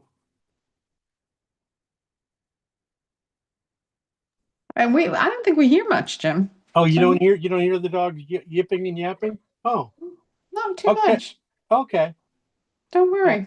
Oh, because they were pretty loud here. But this is working out pretty well. I'm gonna stop there so I start working on the nose. Let me pull you in. Probably closer would have helped. Oh, we got a nice glare there too. I can get you in probably about there. You can start to see what I did is I basically painted the shape of the inside of the nose with the phthalo green and alizarin mix. And then I came back with cad red, mixed that in, and painted mostly the bottom part of the shape and feathered it up to the very, just a little, quick feather to the top. And you can see it over here a lot better on this one. You can see the red on the outsides and the dark in the middle. Also, that would comes in really handy for this crease in the mouth. That little line, that color is really good for that. When you get in here, you need just a separation. Might even put it right there in the middle of his nose. There's just this line that kind of goes around it, and that's the line underneath of this light here. That was the alizarin and blue mix with the white, and it's on the red side. Kind of going, man, it would have been perfect. It was just a little bit warmer, just a little bit not so pink, purple or grayed out. It would have been perfect. It's good enough. But that's what I'm going to do there, and then up here, definitely the same thing is just start to work on these guys here. I started lightening them up, but what I'm going to do now is just go back into the fur and do a couple toppings of the fur here for you. What is that? I know what that is. That's the light from my window back there coming in. Got a lot of bouncing light coming in and causing a reflection on this guy for you. I'll have to take care of that next time. Anyway, so there's a couple nice ones right around here I want to build up. I'll build up this side for you, and then we'll see what you guys did. Basically, I'm going to look through my colors here. I'm going to go thinking I want some richer colors. I can see the richer colors up here, right above the ear and forehead up here coming in. I'm going to stay with this little thing, my synthetic now, and draw them in. And it's basically the same thing as I did before. These guys got to not be touching. So I'm going to start off with my warmer yellowish one. This will be the yellow alizarin and cad yellow with white on the yellow side. I'll start off with the first. I'm going to put them in like almost groups of three. I kind of always still think of them as like that. You know, one little dash. Clean my brush. You know, do paint again. Maybe touch of oil. Just a touch of oil. And then do the longer one.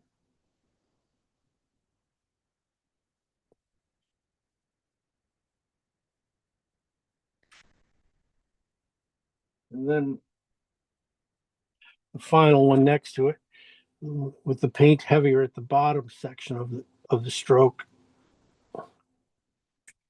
Would have been could have been prettier. Could have been prettier. Would have been nice with a flick off the end.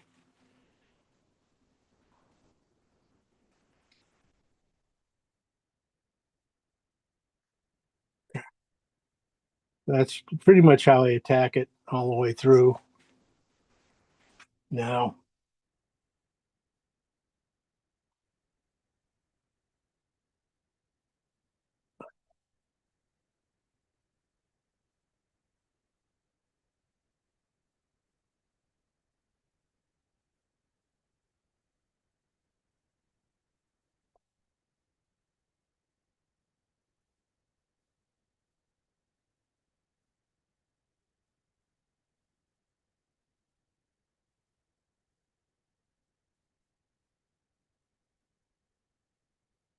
now, as I get farther on this side, I'm going to switch, go to the reds.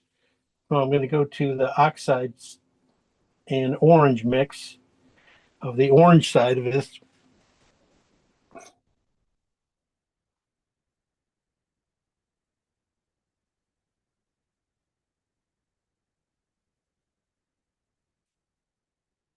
Man. This brush is just almost too perfect of the size. As you can start to see, what it's doing is uh, it's starting to make all my strokes the same. Now I'm going to go to a bigger brush, do the same thing. Keep going.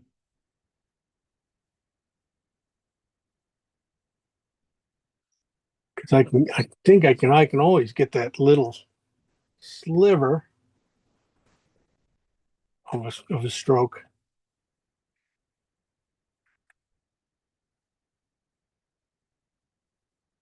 But it just gets a little, that was almost too perfect. That's the thing is.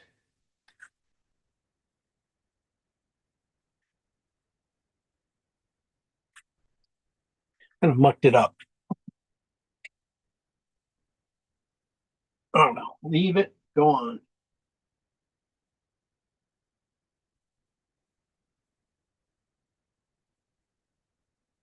At least I didn't do, I still got a lot of color here to play with. So coming around the ears here.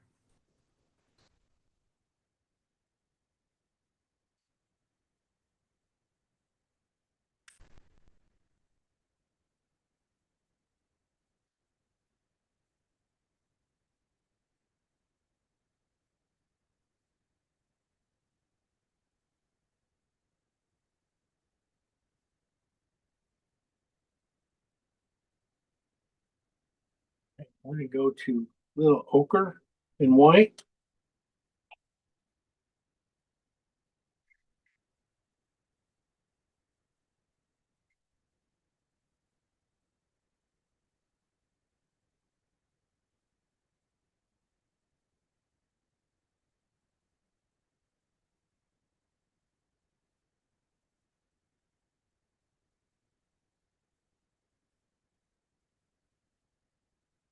Put the first part of the stroke down, and then I'm coming back up and doing the top of the stroke.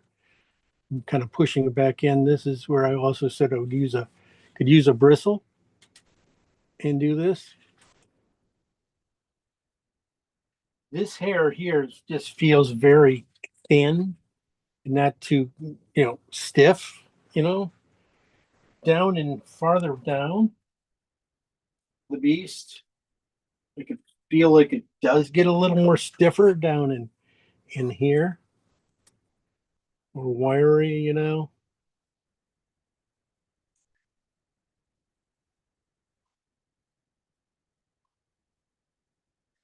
So you can just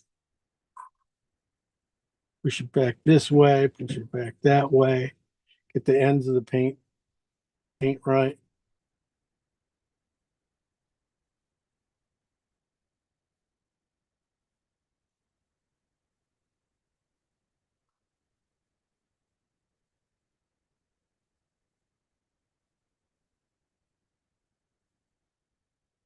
Okay. Let's do his front nose coming back, and that should do it. That almost time we'll have probably. I'm going to start at the lower part because some of these strokes here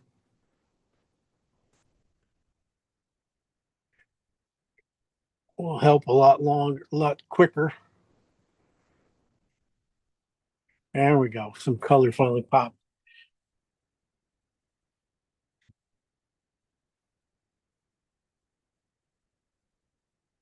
So these guys, this work in the middle here.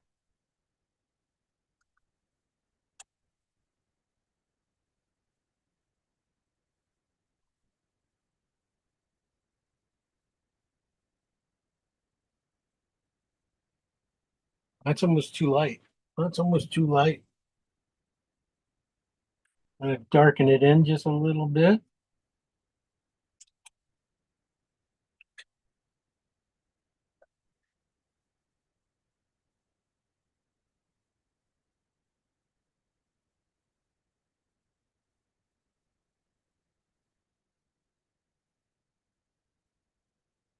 Yeah.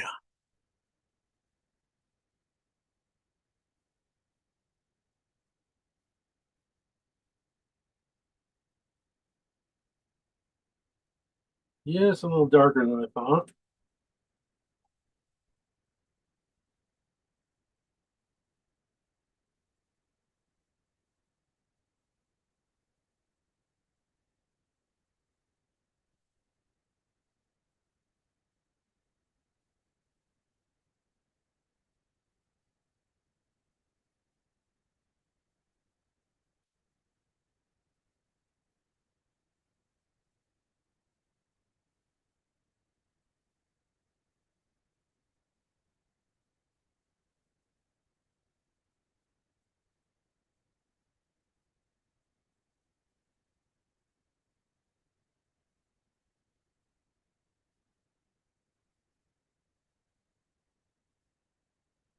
All right.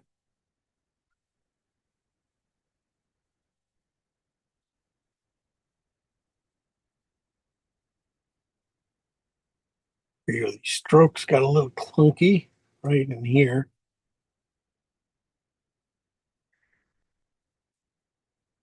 So then up and just stay away from it. Oh,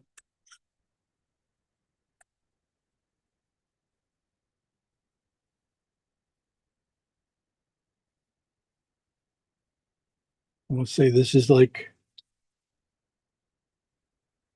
there we go. Now I'll go down to my lighter ones and put in just a lot less.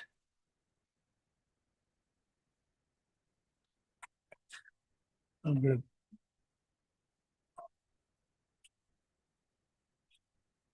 and especially when you start putting in the lighter ones strokes, you definitely want to put them towards the middle to the front of the nose.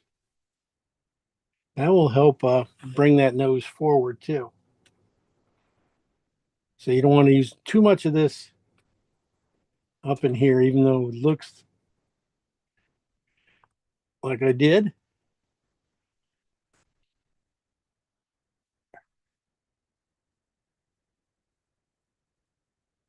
This is almost too bright. I might go to the, yeah.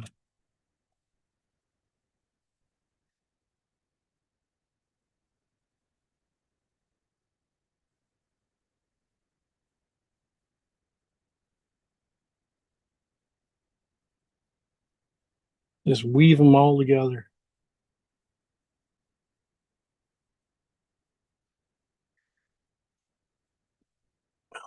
Soften the back edges, the strokes, wiping my brush and just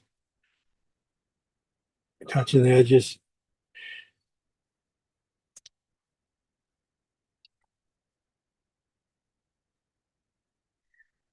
A lot of paintings, a lot of strokes being the same length, so it's always got to find a few long ones in there to break it up.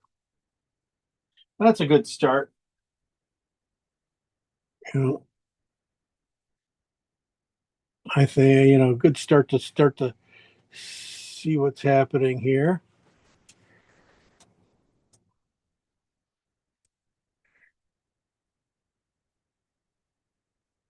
I didn't really use too much light.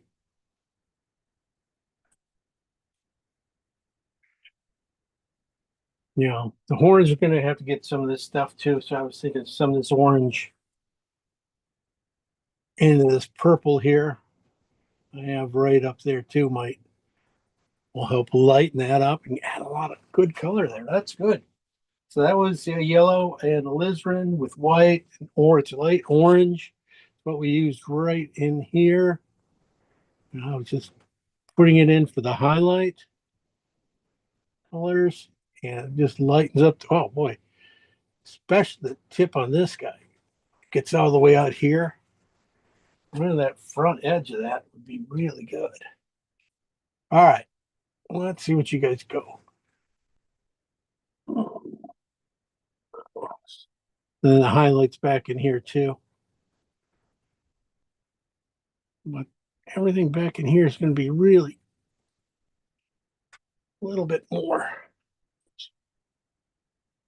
Just got to get this ear signed out a little bit better. But everything else should be pretty good. I'll bring it in. I'll get in front of this glare for you. And then you can start to see the colors I was talking about putting in those horns. So That's awesome. I yeah. love it. So that mouth makes that mouth is just perfect. Yeah. So far, thank you. Yeah, it's about there. Now it's just like everything else just needs to come finish up that way. We'll be good. Oh, maybe I hit this thing and knocked it off. There for now. All right. Oh.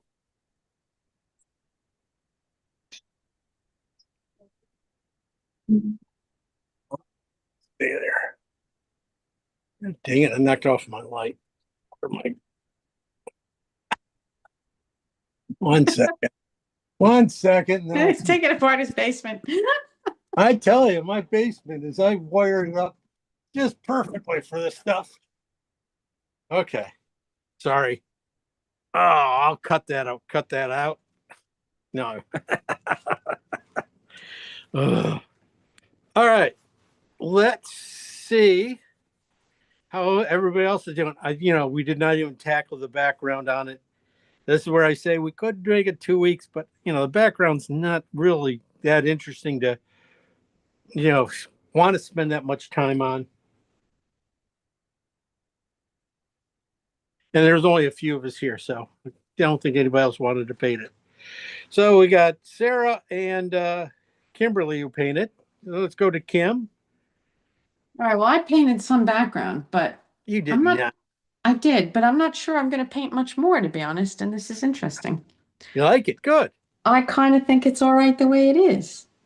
Oh, the background? Mhm. Yeah, I like it. Yeah. I would say you might want to bring it down just a little bit far. It gets a little close to the horn on that one side. Oh, yeah, over here. So yeah, so you might want to bring it down a little bit. You're not too far, but I do like That was the only thing where I thought I might put a bit of fence in, and then I could change that to horizon land. But then the more I sat there and looked at it, I thought, yeah, I don't know about that. Yeah, maybe sky comes down. Yeah, sky would bring down, soften a few of the edge marks in the sky, the little cloud things, just with a finger, just a hair finger. Good job on him. Let's bring him closer a little bit. Yeah. Oh, yeah. Oh yeah. Nice. Good work on that. That's the thing is you got to take it easy. And see how the strokes are going in next to each other like that. Good and heavy. Just keep going. I think you got a little bit more room to go there. But No more on the face, though, I don't think. Do you? You big chicken. You are such a No, big you tell me. chicken. I mean, I just felt like, oh, it's going to start to look like a rag doll. Yeah. Well, you need it up top of the horns a little bit more. Okay. I think just a little bit more there. Yeah. And probably a little softening out to the background on the outsides, because you got, the nice thing is you got a lot of room to play, a lot of room for error there. So it's not for shape and things like that. Oh yeah, I think what you got going there, I think a little bit more work like that, what you got in the front here on the back end of him will be really great. Okay. Yeah. No, very, very nice. What do you want for an hour? 2 hours of painting, right? I know. Let's see what we got here. Oh boy, that's a good looking shape. That is a good looking shape to him. I like that. I could tell as soon as just putting it up, I go, that's laid out right. That's a good job. And that's half the battle with this guy, is making sure he's laid out right. Okay, a little closer to him and a little to us. Yeah, we want to see some of the hairs, what you did there. Oh, look at that mouth. That's a really nice mouth. Good job on that. Really, he kicked out that bottom lip. He's a pouty one. Yes. He's a pouty guy. And good color so far. I like the way you're tacking it. Even I can see some of the greens and purples in the back of him. Really nice there, Sarah, so far. Yeah, like I said, he looks like part of the Beach Boys right now, because you just did so much, only did so much of the lights in there yet. Yeah, but I like him a lot so far. I think you're gonna have fun with him. Mm-hmm. What are you thinking about the background then? So I might, I don't know. I might put in the fence. I drew it in. I don't know if you can see it on there. Yeah. So I might, yeah. If you drew it in, that's fine. Try it. Mm-hmm. That's the thing is with oils, if we don't like it, we can always change it out. Yep. And but that's a really good looking heifer there you got going. Thank you. Nice work. Thank you. All right. And Shelley, you did not paint, but you observed painted later. Yep. Nothing but a bag of frozen peas around my thumb. Ouch. Oh. Pickleball is so dangerous, my God. I tell you. It really is. I hate getting hit with pickles. Anyway, good job, guys. Thanks for doing this one with me. They're really great so far. Finish those guys up, and we'll see them next week, or put them on the Facebook. Mm-hmm. Next week we will do something interesting. I think we're pushed towards people. I'm pushing towards people of some sort, maybe. So that's what I'm going to look for. Person with an animal. I don't know. People are almost enough. Maybe it's a setting, a scene, or something. Something small people, big people. I'm not sure yet. Yeah, that I'm kind of loosey goosey about this one. But hey, thanks for joining on this one, and I'll finish mine up. You finish yours up, and we'll see you in the funny papers. Mm-hmm. Thanks a lot, James. All right, guys. Thank you. Thanks again. Bye. Bye now.